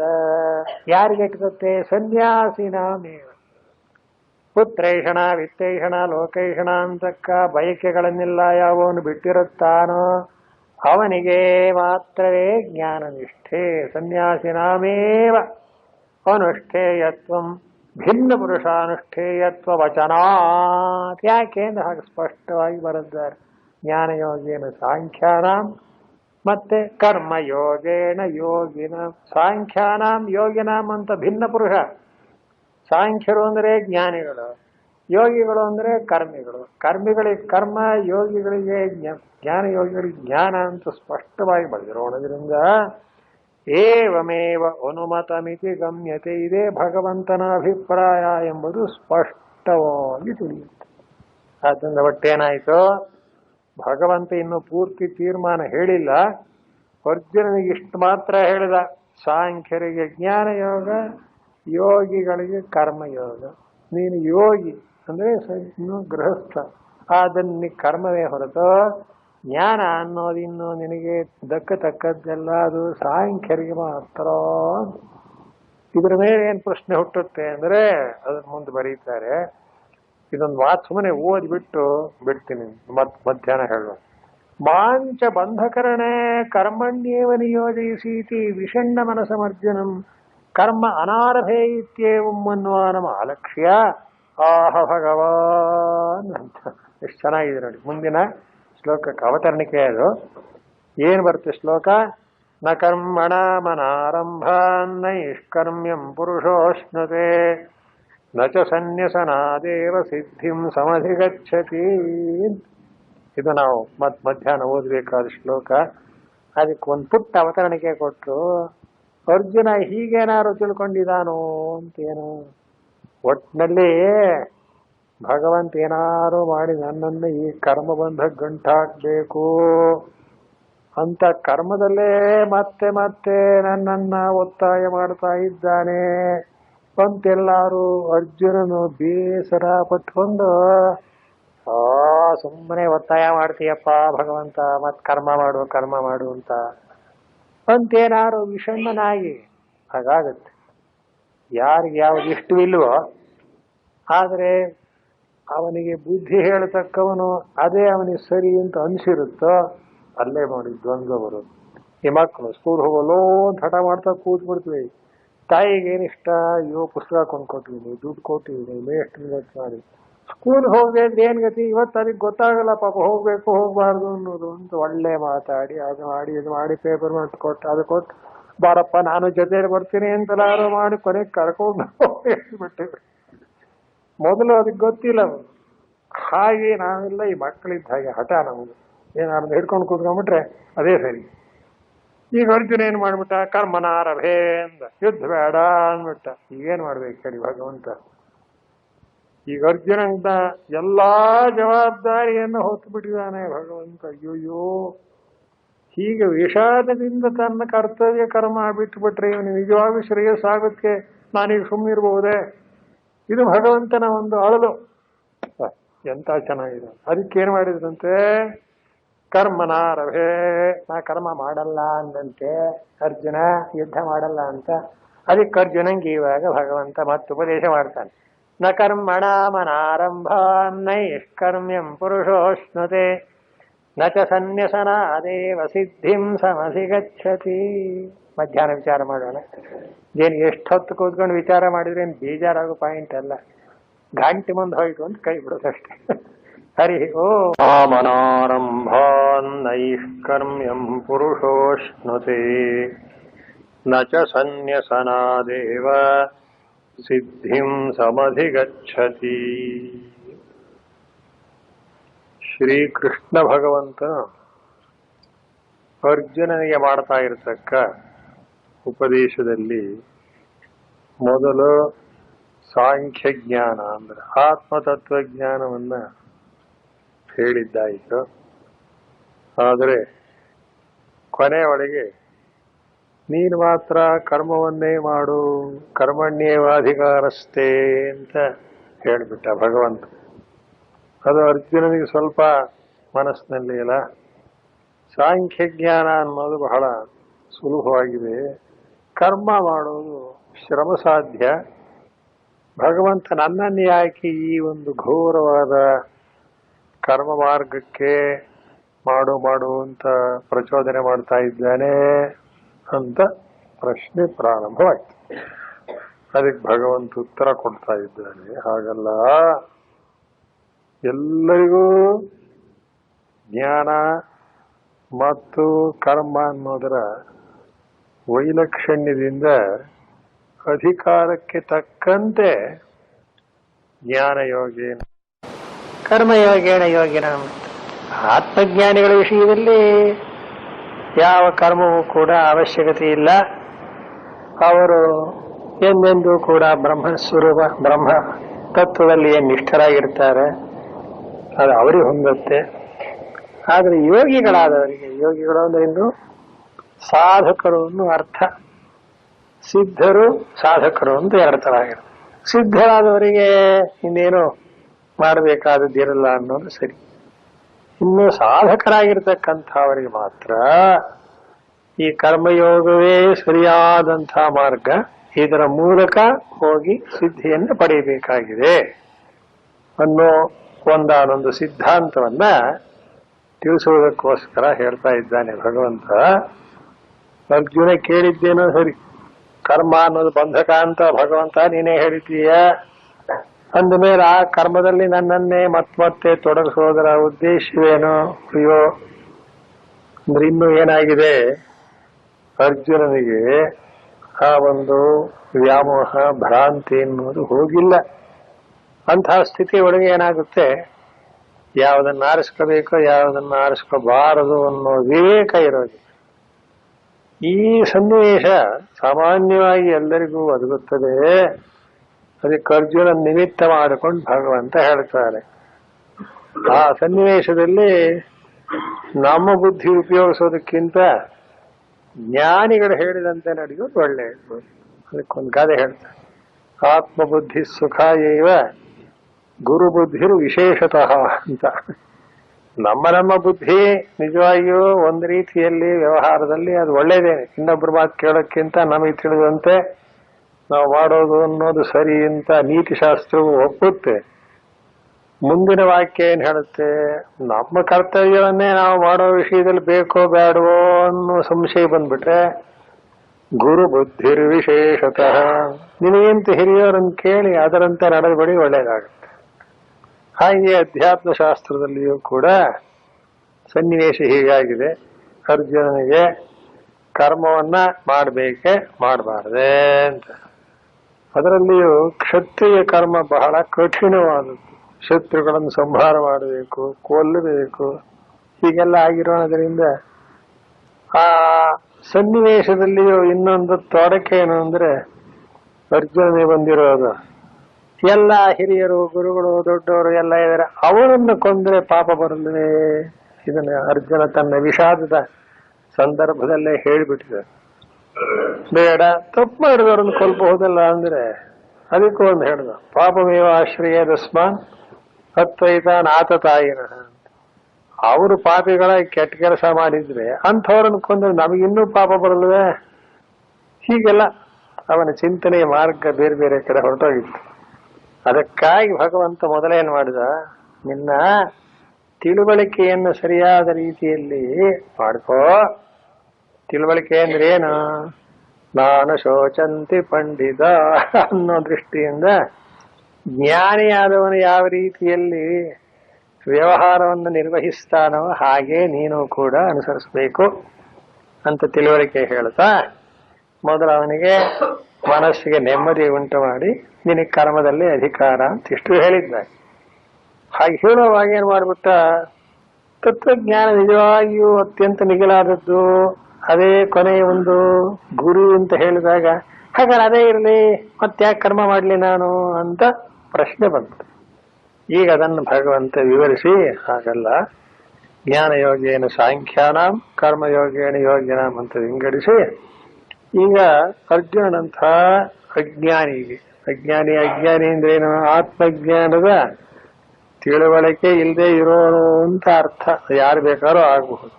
ಅಂಥವನು ಮಾತ್ರ ಇಲ್ಲಿ ಕರ್ಮವನ್ನ ಮಾಡಲೇಬೇಕು. ಆದ್ರೂ ಆ ಕರ್ಮದ ಸ್ವಭಾವ ಹೇಗಿರ್ಬೇಕು ಅಂದ್ರೆ ಅದನ್ನೆಲ್ಲ ಈಗ ಒಂದೊಂದಾಗಿ ಬಿಡಿಸ್ತಾರೆ. ಹೀಗೆ ಬಿಡಿಸುವಾಗ ಕರ್ಮದ ವೈಶಿಷ್ಟ್ಯವನ್ನು ಹೇಳಬೇಕು. ಹೇಗೆ ಜ್ಞಾನದ ವೈಶಿಷ್ಟ್ಯವನ್ನು ಹಿಂದಿನ ಅಧ್ಯಾಯದಲ್ಲಿ ಹೇಳಿದ್ದಾರೆಯೋ ಹಾಗೆ ಕರ್ಮಕ್ಕೂ ಒಂದಾನೊಂದು ಸ್ಥಾನ ಇದೆ, ವೈಶಿಷ್ಟ್ಯವಿದೆ. ಅದನ್ನ ಅನುಸರಿಸಿ ಮಾಡಬೇಕು. ಈಗ ಅದನ್ನು ವಿವರಿಸ್ತಾನೆ.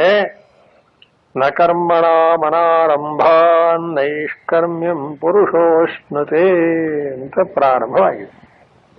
ಮಾಡಬೇಕಾದ ಕರ್ತವ್ಯ ಕರ್ಮವನ್ನ ಅನಾರಂಭಾದಂತ ಮಾಡದೆ, ಅದನ್ನ ಪ್ರಾರಂಭವೇ ಮಾಡದೇ ಇದ್ದ ಕಾರಣದಿಂದ ನೈಷ್ಕರ್ಮ್ಯ ಅನ್ನೋದು ಸಿದ್ಧಿಸೋದಿಲ್ಲ ಅಂತ.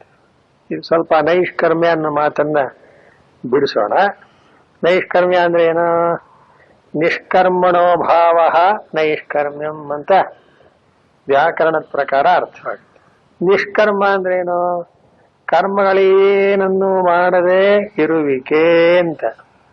ಭಗವಂತ ಹೇಳ್ತಾನೆ, ಅಯ್ಯ ಅರ್ಜುನ, ಇದು ಸಾಧ್ಯವೇ ಅಂತ ಲೋಕದಲ್ಲಿ ಯೋಚನೆ ಮಾಡಿ.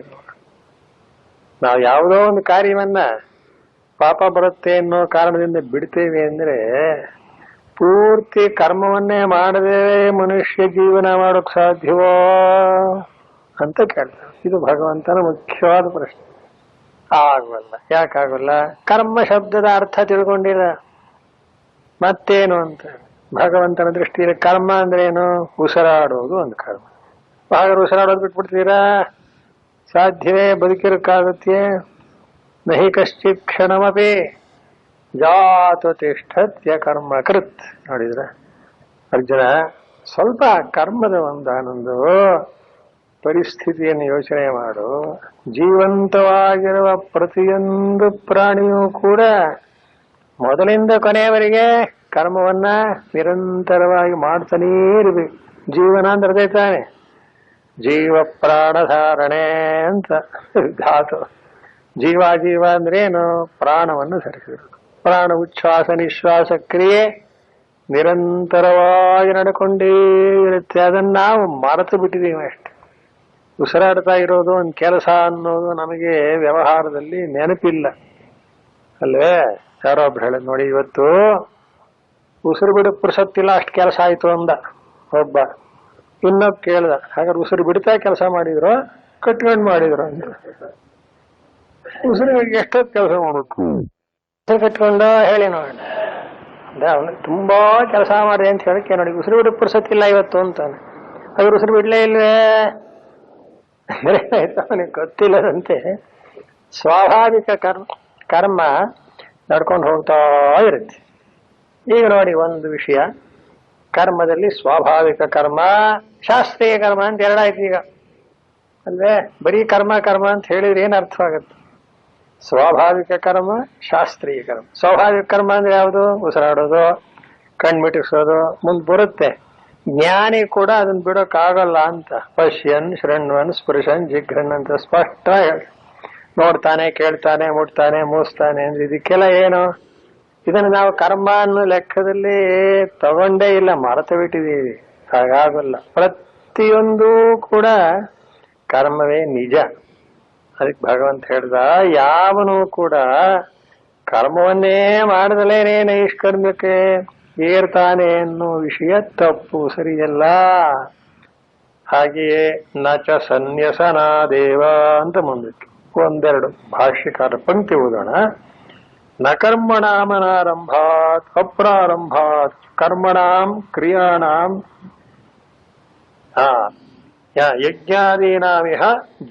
ಯಜ್ಞಾದೀನಾಂ ಇಹ ಜನ್ಮನಿ ಜನ್ಮಾಂತರೇವ ಅನುಷ್ಠಿತಾನಾಂ ಉಪಾತ್ತ ದುರ್ಗಕ್ಷಯ ಹೇತುತ್ವೇನ ಸತ್ವಶುದ್ಧಿ ಕಾರಣಾನಾಂ ತತ್ಕಾರಣತ್ವೇನ ಚ ಜ್ಞಾನೋತ್ಪತ್ತಿದ್ವಾರೇಣ ಜ್ಞಾನನಿಷ್ಠಾ ಹೇತೂನಾಂ ಜ್ಞಾನಮುತ್ಪದ್ಯತೆ ಪುಂಸಾಂ ಕ್ಷಯಾತ್ ಪಾಪಸ್ಯ ಕರ್ಮಣಃ ಯಥಾದರ್ಶತಲೆ ಪ್ರಖ್ಯೆ ಪಶ್ಯತ್ಯಾತ್ಮಾನಮಾತ್ಮನಿ ಇತ್ಯಾದಿ ಸ್ಮರಣಾತ್ ಅನಾರಂಭಾತ್ ಅನನುಷ್ಠಾನಾತ್ ನೈಷ್ಕರ್ಮ್ಯಂ ನಿಷ್ಕರ್ಮಭಾವಂ ಕರ್ಮಶೂನ್ಯತಾಂ ಜ್ಞಾನಯೋಗೇನ ನಿಷ್ಠಾಂ ನಿಷ್ಕ್ರಿಯಾತ್ಮಸ್ವರೂಪೇಣೈವ ಅವಸ್ಥಾನಮಿತಿ ಯಾವತ್ತು ಪುರುಷಃ ನಾಶ್ನುತೆ ನ ಪ್ರಾಪ್ನೋತಿ.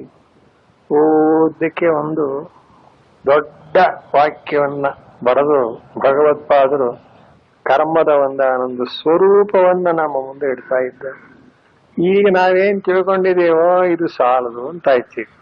ಕರ್ಮ ಅಂದ್ರೆ ಏನೋ ಕ್ರಿಯೆ ಮಾಡ್ತೀವಲ್ಲ ಅದು ಅಂತ ಅರ್ಥ ಮಾಡಿದ್ದೀವಲ್ಲ, ಇದು ಸಾಲದು. ಆದ್ರಿಂದ ಈಗ ಕರ್ಮ ಶಬ್ದದ ಅರ್ಥವನ್ನ ಸ್ವಲ್ಪ ವಿವರಣೆ ಮಾಡೋಣ. ನ ಕರ್ಮಣ ಅನಾರಂಭಾತ್, ಕರ್ಮಗಳನ್ನ ಆರಂಭ ಮಾಡದೇ ಇದ್ದ ಮಾತ್ರದಿಂದ ನೈಷ್ಕರ್ಮ್ಯವನ್ನ ಯಾವನು ನ ಅಶ್ನತೆ ಪಡೆಯಲಾರನು. ಅಲ್ಲಿಗೇನಾಯ್ತು? ಪ್ರತಿಯೊಬ್ಬನೂ ಕೂಡ ಕರ್ಮವನ್ನು ಮಾಡಿಯೇ ನೈಷ್ಕರ್ಮ್ಯ ಪಡೆಯಬೇಕು. ಕರ್ಮಗಳನ್ನ ಮಾಡದೆ ನೈಷ್ಕರ್ಮ್ಯವನ್ನು ಹೊಂದುವುದು ಸಾಧ್ಯವಿಲ್ಲ. ನೋಡಿ, ಈ ಸಿದ್ಧಾಂತ ನನಗೆ ತಾನಾಗಿಯೇ ಗೊತ್ತಾಗೋದಿಲ್ಲ. ಆದ್ರೂ ಈ ವಾಕ್ಯದ ಅರ್ಥ ನಮಗಿನ್ನು ತಲೆಗೆ ಹಿಡಿಯಲ್ಲ. ಏನು?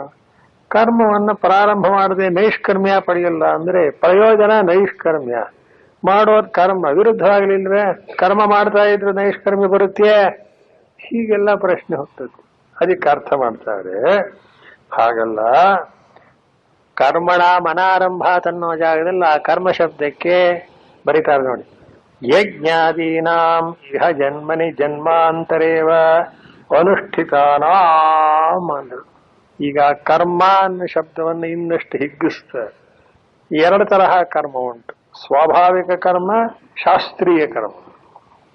ಶಾಸ್ತ್ರೀಯ ಕರ್ಮ ಅಂದ್ರೆ ಯಾವುದು? ಯಜ್ಞ, ದಾನ, ತಪಸ್ಸು ಮೊದಲಾದಂಥವುಗಳು. ಆಯ್ತಾ? ಸ್ವಾಭಾವಿಕ ಕರ್ಮ ಅಂದ್ರೆ ಈಗ ಹೇಳಿದ್ನಲ್ಲ, ಉಸಿರಾಡೋದು, ಕಣ್ಮಿಟಕ್ಸೋದು, ಇವೆಲ್ಲವೂ ಶಾಸ್ತ್ರೀಯ ಕರ್ಮವಲ್ಲ.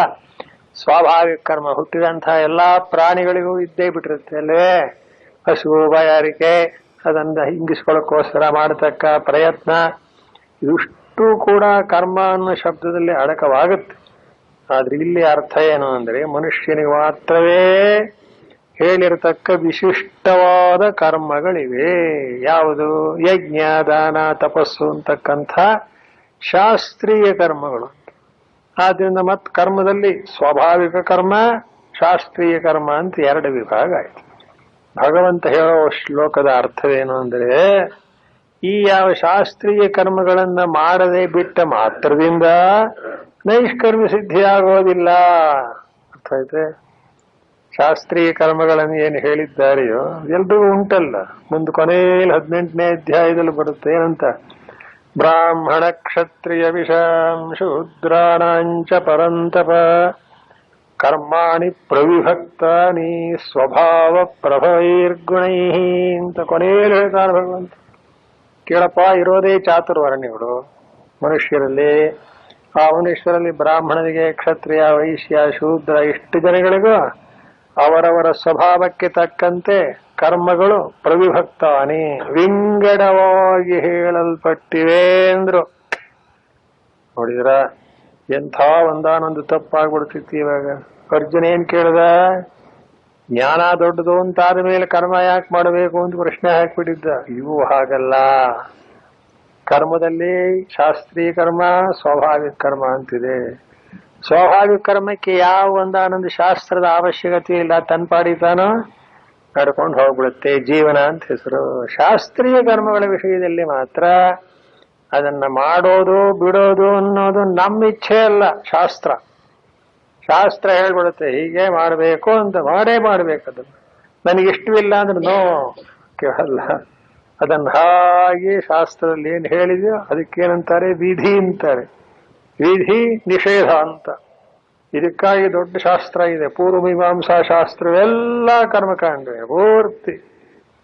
ಈ ವೇದಾಂತದಲ್ಲಿ ಬ್ರಹ್ಮಸೂತ್ರಗಳಿದೆಯಲ್ಲ, ಅದು ಬಾದರಾಯಣ ಸೂತ್ರಗಳು, ಅದು ವೇದಾಂತ ವಿಚಾರ ಮಾಡಿದ 4 ಅಧ್ಯಾಯ ಇದೆ. ಜೈಮಿನಿಗಳ ಸೂತ್ರ 12 ಅಧ್ಯಾಯ, ಒಂದಕ್ಕೆ 3ರಷ್ಟು. ಯಾಕೆ ಅಂತ ಅಷ್ಟರ ಮಟ್ಟಿಗಿದೆ ಆ ಕರ್ಮಕಾಂಡದ ಒಂದು ಚೌಕಟ್ಟು. ಇದೇ ಶಾಸ್ತ್ರೀಯ ಕರ್ಮಗಳು ಅಂತ ಹೆಸರು. ಅದರಲ್ಲಿ ವಿಭಾಗ ಯಾರ್ಯಾರಿಗೆ ಏನೇನು ಅಂತ ಎಲ್ಲ ವಿಂಗಡ ಉಂಟು. ಇಂಥ ಯಾವ ಶಾಸ್ತ್ರೀಯ ಕರ್ಮಗಳನ್ನ, ಶಾಸ್ತ್ರ ಅಂದ್ರೆ ಪ್ರಮಾಣ ಅಲ್ವೇ ಅದು? ಶಾಸನಾತ್ ಶಾಸ್ತ್ರಂ ಅಂತ. ಮಾನವನನ್ನು ಒಂದಾನೊಂದು ಶಾಸನ, ಒಂದಾನೊಂದು ಚೌಕಟ್ಟಿನಲ್ಲಿ ಇಡುತ್ತೆ. ಹೇಗೆ ನಾವೀಗ ಒಂದು ಪ್ರಜಾಪ್ರಭುತ್ವ ಅನ್ನೋ ರಾಜ್ಯಾಂಗವನ್ನು ಒಪ್ಪಿದ ಮೇಲೆ ಪ್ರತಿಯೊಬ್ಬ ಪ್ರಜೆಯು ಅದಕ್ಕೆ ಒಳಪಟ್ಟಿರಬೇಕು. ಹಾಗಿಲ್ಲ ಅಂದ್ರೆ ಅವನು ತಪ್ಪು ಮಾಡ್ದ ಅಂತ. ಯಾಕೆ ನಾವ್ಯಾಕೆ ಒಳಪಡಬೇಕು? ಕಾನೂನು ಇರದೆ ಹಾಗೆ ಅಲ್ವೇ? ಹಾಗೆ ಶಾಸ್ತ್ರವು ಕೂಡ ಮನುಷ್ಯನನ್ನು ಕುರಿತು ಹೇಳುತ್ತೆ. ಮನುಷ್ಯಾಧಿಕಾರತ್ವಾತ್ ಶಾಸ್ತ್ರಸ್ಯ. ಶಾಸ್ತ್ರ ಅಂದ್ರೆ ಶಾಸನಾತ್ ಶಾಸ್ತ್ರ, ಶಾಸನ ಮಾಡುತ್ತೆ. ಉಪನಿಷತ್ನಲ್ಲಿ ಬರುತ್ತಲ್ಲ, ಅಂತೆ ವಾಸನ ಮನುಷಾಸ್ತಿ ಸತ್ಯಂ ವದ ಧರ್ಮಂ ಚರ. ನೋಡಿದ್ರ, ಯಾವನ ಯಾವ ಕರ್ಮವನ್ನು ಮಾಡಬೇಕು ಎಂಬ ಬಗ್ಗೆ ಶಾಸ್ತ್ರವೇ ಪ್ರಮಾಣ. ಇನ್ನು ಮುಂದೆ ಬರುತ್ತೆ ಇನ್ನೊಂದು ಮಾತು, ತಸ್ಮಾತ್ ಶಾಸ್ತ್ರಂ ಪ್ರಮಾಣಂತೆ ಕಾರ್ಯ ಕಾರ್ಯ ವ್ಯವಸ್ಥಿತವು ಅಂತ 16ನೇ ಅಧ್ಯಾಯ 16 ನೋಡಿದ್ರ. ಅಪ್ಪ, ಏನ್ ಮಾಡ್ಬೇಕೇನು ಮಾಡಬಾರ್ದು ಎಂಬ ವಿಷಯಕ್ಕೆ ಶಾಸ್ತ್ರವೇ ಪ್ರಮಾಣ, ಶಾಸನ ಮಾಡುತ್ತೆ ಅದು. ನೋಡಿಯಪ್ಪ, ಹೀಗಿರುವಾಗ ಆ ಕರ್ಮಗಳನ್ನು ನಾನು ಮಾಡೋದಿಲ್ಲ ಅಂತ ನೀನು ತಿಳಿದರೆ ನೈಷ್ಕರ್ಮ್ಯಂ ನಾಶ್ನತೆ. ಕರ್ಮವನ್ನ ಬಿಟ್ಟ ಮಾತ್ರದಿಂದ ನೀನು ನೈಷ್ಕರ್ಮ್ಯ ಪಡೆಯಕ್ ಸಾಧ್ಯವಿಲ್ಲ. ನೈಷ್ಕರ್ಮ್ಯ ಶಬ್ದದ ಅರ್ಥ ಏನು? ಜ್ಞಾನ ಅಂತ. ನೈಷ್ಕರ್ಮ್ಯ ಸಿದ್ಧಿಂ ಪರಮಾಂ ಅಂತ ಕೊನೆ ಬರ್ತೀವಿ. ಭಗವದ್ಗೀತೆಯಲ್ಲಿ ಅರ್ಥ ಮಾಡೋದು ಬಹಳ ಕಷ್ಟ. ಒಂದೊಂದು ಶಬ್ದಕ್ಕೆ ಒಂದೊಂದು ವಿಶಿಷ್ಟವಾದ ಅರ್ಥ ಇರುತ್ತೆ. ಈ ಶ್ಲೋಕ ನೋಡಿ ಏನ್ ಚೆನ್ನಾಗಿದೆ. ನ ಕರ್ಮಣ ಅನಾರಂಭಾತ್ ನೈಷ್ಕರ್ಮ್ಯ ಪುರುಷೋಷ್ಣರು. ಕರ್ಮವನ್ನ ಪ್ರಾರಂಭ ಮಾಡದೇ ಇದ್ರೆ ನೈಷ್ಕರ್ಮ್ಯವನ್ನ ಪಡೆಯೋಕ್ಕಾಗಲ್ಲ ಅಂತ ಅಕ್ಷರಾರ್ಥ. ಅನಾರಂಭಾತ್ ಅಂದ್ರೆ ಪ್ರಾರಂಭ ಮಾಡದೇ ಇದ್ರೆ ಅಂದ್ರೆ ಯಾವ ಕರ್ಮವನ್ನ, ಬರೀ ಕರ್ಮ ಅನ್ನೋ ಶಬ್ದ ಅಷ್ಟೇ ಇದೆ. ಶಂಕರಾಚಾರ್ಯ ಅರ್ಥ ಮಾಡ್ತಾರೆ ಶಾಸ್ತ್ರೀಯ ಕರ್ಮಗಳನ್ನ ಅಂದ್ರೇನಾಯ್ತು, ಮನುಷ್ಯನು ಶಾಸ್ತ್ರೀಯ ಕರ್ಮಗಳನ್ನ ತನ್ನ ವರ್ಣಾಶ್ರಮ ಪದ್ಧತಿ ತಕ್ಕಂತೆ ಮಾಡಲೇಬೇಕು. ಅದೇನು ಮಾಡುತ್ತೆ ಅಂದ್ರೆ ಅವನಿಗೆ ಬೇಕಾದ ಸಿದ್ಧಿಯನ್ನು ಕೊಡುತ್ತೆ. ಮುಂದೆ ಹೇಳ್ತಾರೆ ಸ್ವೇ ಕರ್ಮಣ್ಯಭಿರತಃ ಸಂಸಿದ್ಧಿಂ ಲಭತೆ ನರಹ. ಅಬ್ಬಾ ಹೇಗಿದೆ ನೋಡಿ ಚೌಕಟ್ಟು, ಎಲ್ಲಿಂದ ಎಲ್ಲಿಗೆ ಹೋಗಲಿ ಆ ಗೆರೆ ದಾಟೋದಿಲ್ಲ.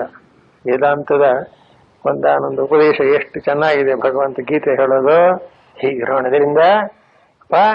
ನೀನು ಯಾರು, ನೀನು ಕ್ಷತ್ರಿಯ, ಯುದ್ಧಕ್ಕೆ ಬಂದಿದ್ದೀಯ, ನಿನಗದು ಒಂದಾನೊಂದು ಸತ್ಕರ್ಮ ಸ್ಮಾರ್ಥ ಕರ್ಮ. ಈ ಮಾತನ್ನ ಬಹಳ ಆಶ್ಚರ್ಯ ನಮಗೆ. ಯುದ್ಧವನ್ನು ಯಾರಾದ್ರೂ ಧರ್ಮ ಅಂತ ಹೇಳ್ತಾರೆ ಅಂತ ಅಂತ ಭಗವದ್ಗೀತೆ ಹೌದು ಅನ್ನುತ್ತೆ. ಶಂಕರಾಚಾರ್ಯ ಕ್ಷತ್ರಿಯಸ್ಯ ಯುದ್ಧಂ ಸ್ಮಾರ್ಥಂ ಕರ್ಮ ಅಂತ. ನಾವು ಹೇಗೆ ಶ್ರೌತ ಕರ್ಮ ಸ್ಮಾರ್ಥ ಕರ್ಮ ಅಂತ ವಿಂಗಡಿಸಿ ಸಂಧ್ಯಾ ವಂದನೆ ಸ್ಮಾರ್ಥ ಕರ್ಮ, ಯಜ್ಞಯಾಗಾದಿಗಳು ಶ್ರೌತ ಕರ್ಮ ಹೇಳ್ತೀವೋ, ಅದೇ ರೀತಿಯಲ್ಲಿ ಕ್ಷತ್ರಿಯನಾದವನಿಗೆ ಯುದ್ಧ ಅನ್ನೋದು ಸ್ಮಾರ್ಥ ಕರ್ಮ ಅಂತ ನಾವು ಸಂಧಾನ ಮಾಡ್ತೇವೆ. ಅಂದಮೇಲೆ ಅದನ್ನು ಬಿಡೋದು ಅಂದ್ರೆ ಅರ್ಥ ಏನು? ಆದ್ದರಿಂದ ಇಂಥ ಯಾವ ಕರ್ಮಗಳನ್ನ ಮಾಡಬೇಕಾದದ್ದನ್ನ ವಿಹಿತವಾದದ್ದನ್ನ ಪ್ರಾರಂಭ ಮಾಡದೆ ಬಿಟ್ಟರೆ ನೈಷ್ಕರ್ಮ್ಯ ಅಂತಕ್ಕಂಥ ಸಿದ್ಧಿಯು ಯಾವುದು ಆತ್ಮಜ್ಞಾನವು ಉಂಟಾಗುವುದಿಲ್ಲ, ಸಾಧ್ಯವಾಗುವುದಿಲ್ಲ. ಜ್ಞಾನದಿಂದ ಮೋಕ್ಷ ಅಂತ ಶಾಸ್ತ್ರ ಇದೆ. ಮೋಕ್ಷವೇ ಪರಮ ಪುರುಷಾರ್ಥ ಅಂತಿದೆ. ಪರಮ ಪುರುಷಾರ್ಥದ ಗುರಿಯನ್ನು ಇಟ್ಕೊಂಡಂಥ ಯಾವ ವ್ಯಕ್ತಿ ತನ್ನ ಕರ್ಮವನ್ನೇ ಮಾಡದೇ ಇದ್ರೆ ಅದು ಹೇಗೆ ಸಿಕ್ಕತ್ತೆ? ಅಲ್ಲೇ ನಾನು BA ಪಾಸ್ ಮಾಡಬೇಕು ಅಂತ ಹೇಳ್ತಾರೆ, ಆಗಬಹುದು ಅಂತ ಮೇಷ್ಟ್ರು ಏನ್ ಮಾಡ್ತಾರೆ, ಏನ್ರಿ ನಾನು BA ಮಾಡಬೇಕು ಅಂದ್ರೆ ಈ ಬರೀ ಅಂತೀರಾ ಅಂದ್ರೆ ಈ ಬರದಂತಾನೆ BA ಮಾಡೋದು. ಅದ್ ಬರೀದೇ ಹೋದ್ರೆ ಹೇಗೆ ಪಾಸ್ ಮಾಡ್ತಾನೆ ಅವನು? ಅಕ್ಷರೇ ಬರೆಯಕ್ ಬರದೆ ಹೋದ್ರೆ ಅವನು ಪಾಸ್ ಮಾಡೋದು ಹೇಗೆ ನೋಡಿದ್ರ? ಆಮೇಲೆ ಬೇಕಾಗಲ್ಲ ಅನ್ನೋ ವಿಷಯ ಬೇರೆ. ಈಗ ಪ್ರಾರಂಭ ಏನಾಗಬೇಕು? ಯಥಾ ಪ್ರಕಾರ ಅಕ್ಷರಾಭ್ಯಾಸದಿಂದಲೇ ಹೇಗೆ ವಿದ್ಯಾಭ್ಯಾಸ ಅನ್ನೋದು ಮುಕ್ತಾಯವಾಗುತ್ತದೆಯೋ ಹಾಗೆಯೇ ವಿಹಿತವಾದಂತಹ ಶಾಸ್ತ್ರೀಯವಾದ ಅವನ ಒಂದಾನೊಂದು ವರ್ಣಾಶ್ರಮಕ್ಕೆ ತಕ್ಕ ಕರ್ಮವನ್ನು ಮಾಡದೆ ನೈಷ್ಕರ್ಮ್ಯವನ್ನು ಹೊಂದಕ್ಕಾಗುವುದಿಲ್ಲ. ಒಂದ ನಚ ಸನ್ಯಸನಾದೇವ ಸಿದ್ಧಿಂ ಸಮಧಿಗಚ್ಚತಿ. ಇನ್ನು ಚೆನ್ನಾಗಿದೆ ಈ ಮಾತು. ನಚ ಸನ್ಯಸನಾದೇವ ಅಂತ. ಕರ್ಮ ಮಾಡಬೇಕಾದದ್ದನ್ನು ಸನ್ಯಾಸ ಅಂದ್ರೆ ಏನು? ಬಿಟ್ಬಿಡೋದು. ಕರ್ಮವನ್ನು ಬಿಟ್ಟ ಮಾತ್ರದಿಂದ ಸಿದ್ಧಿ ಅಂದ್ರೆ ಏನು ಪುರುಷಾರ್ಥ ಪಡಿಬೇಕೋ ಅದು ಪಡೆಯೋಕ್ಕಾಗಲ್ಲ. ಅಂದ್ರೆ ಏನಾಯ್ತು? ಅರ್ಜುನ ಕೇಳಿದಂಥ ಪ್ರಶ್ನೆ ವ್ಯಾಮೋಹದಿಂದ ಕೇಳಿರೋದು, ಅದು ಅವನಿಗೆ ಅರ್ಥವಾಗಿಲ್ಲ. ತನ್ನ ಕರ್ತವ್ಯ ಮಾಡಬೇಕಾದದ್ದನ್ನು ಬಿಟ್ಟ ಮೇಲೂ ಸಿದ್ಧಿಯಾಗಬೇಕು ಅಂದ್ರೆ ಏನು? ಶಾಂತಿ ಸಮಾಧಾನ ಸಿಗಬೇಕು ಅಂದ್ರೆ ಸಿಗೋದಿಲ್ಲ. ಇದು ನಮಗೂ ವ್ಯವಹಾರದಲ್ಲೂ ಚೆನ್ನಾಗಿ ಅಭ್ಯಾಸ ಇರುತ್ತೆ. ಏನು ಏನಾರು ನಾವು ಮಾಡಬೇಕು ಅಂದ್ಕೊಂಡದನ್ನು ಬಿಟ್ಬಿಡ್ಲಿ, ಇವತ್ತೆಲ್ಲ ಯಾಕೋ ಬೇಜಾರು, ಮಾಡ್ಲಿಲ್ಲ ಅಂತ ಸುಮ್ಮನೆ ಮನಸ್ಸು ಹೊಡ್ಕೋತಾನೆ ಇರುತ್ತೆ. ಏನೋ ತಪ್ಪು ಮಾಡಿದ್ದೇವೆ ಅಂತ. ಯಾಕೆ ಅಂತ ಯಾರನ್ನು ಕೇಳ್ತೀರಿ? ವಿಚಾರ ಮಾಡಿ ನೋಡೋಣ. ಒಳಗೆ ತನ್ನ ಆತ್ಮವೇ ತನಗೆ ಸಾಕ್ಷಿ ನೋಡಿ. ಆ ಮಾಡಬೇಕಾದದ್ದನ್ನ ಬಿಟ್ಟಾಗ ಎಷ್ಟು ಮನಸ್ಸಿಗೆ ನೋವಾಗುತ್ತೆ. ಹೀಗಾಗ್ಬಿಡ್ತಲ್ಲ, ಮಾಡ್ಲಿಲ್ವಲ್ಲ, ಯಾಕೆ ಅಂದ್ರೆ ಒಳಗೆ ಅಂತಃಸಾಕ್ಷಿ ಹಾಗೆ ನುಡಿತಾ ಇದೆ. ನಿನ್ನ ಕರ್ತವ್ಯ ನೀನು ಬಿಟ್ರೆ ಮನಸ್ಸಿಗೆ ಸಮಾಧಾನ. ಮಾಡಿಬಿಡೆ, ಸಮಾಧಾನ. ಏನೋ ಹಿರಿಯರ ಕೆಲಸ ಬಂದಿತ್ತು, ಮಾಡಬೇಕು ಅಂತಿತ್ತು, ಅಡ್ಡಿ ಆಗ್ಬಿಡ್ತಾನೆ. ಅಯ್ಯೋ ಮಾಡ್ಲಿಲ್ಲ ಎಷ್ಟು ಒದ್ದಾಟ ಹೋಗ್ಬಿಡ್ತಾನೆ ಯಾವನೊಬ್ಬನು ಹಾಗೆ.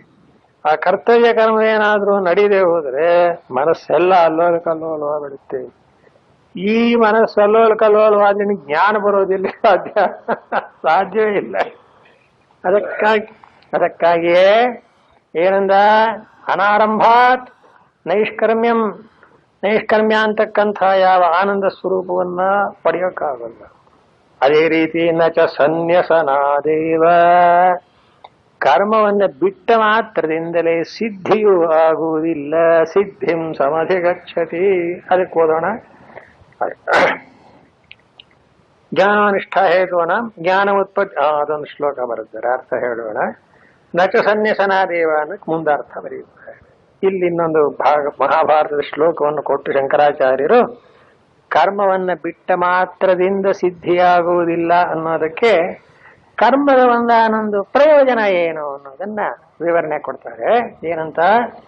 ಜ್ಞಾನಮುತ್ಪದ್ಯತೆ ಪುಂಸಾಂ ಕ್ಷಯಾತ್ ಪಾಪಸ್ಯ ಕರ್ಮಣಃ ಯಥಾದರ್ಶತಲೆ ಪ್ರಖ್ಯೆ ಪಶ್ಯತ್ಯಾತ್ಮಾನಮಾತ್ಮನೆ ಅಂತ ಮಹಾಭಾರತದ ಒಂದು ಶ್ಲೋಕ. ಉಂಟಾಗಿ ತಾನೇ ಮೋಕ್ಷ ಆಗಬೇಕು, ಜ್ಞಾನದಿಂದ ಮೋಕ್ಷ ಅಂತ ಸಿದ್ಧಾಂತ ಇದೆಯಲ್ಲ, ಅಂಥ ಜ್ಞಾನ ಉಂಟಾಗಬೇಕಾದ್ರೆ ಜ್ಞಾನ ಮುತ್ಪದ್ಯತೆ ಪುಂಸಾಂ, ಮನುಷ್ಯನಿಗೆ ಜ್ಞಾನ ಉಂಟಾಗಬೇಕಾದ್ರೆ ಮೊದಲು ಪಾಪ ಕರ್ಮಗಳ ಕಯವಾಗಬೇಕು ಅಂತಾರೆ. ಕರ್ಮ ಆದ್ಮೇಲೆ ಎರಡು ಥರವೂ ಇರುತ್ತಲ್ಲ, ಕೆಟ್ಟದು ಒಳ್ಳೆಯದು ಎರಡೂ ಇರುತ್ತೆ. ಮಾಡುವಾಗ ಏನಾದರೂ ಪಾಪಗಳು ಅದರಲ್ಲಿ ಸಂಘಟನೆ ಆಗಬಹುದು.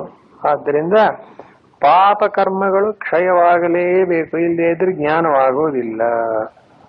ಯಾಕೆ ಅಂತ ಯಥಾದರ್ಶತಲೆ ಪ್ರಖ್ಯೆ ಅಂತ ದೃಷ್ಟಾಂತದಿಂದ ವರ್ಣನೆ ಮಾಡ್ತೇವೆ.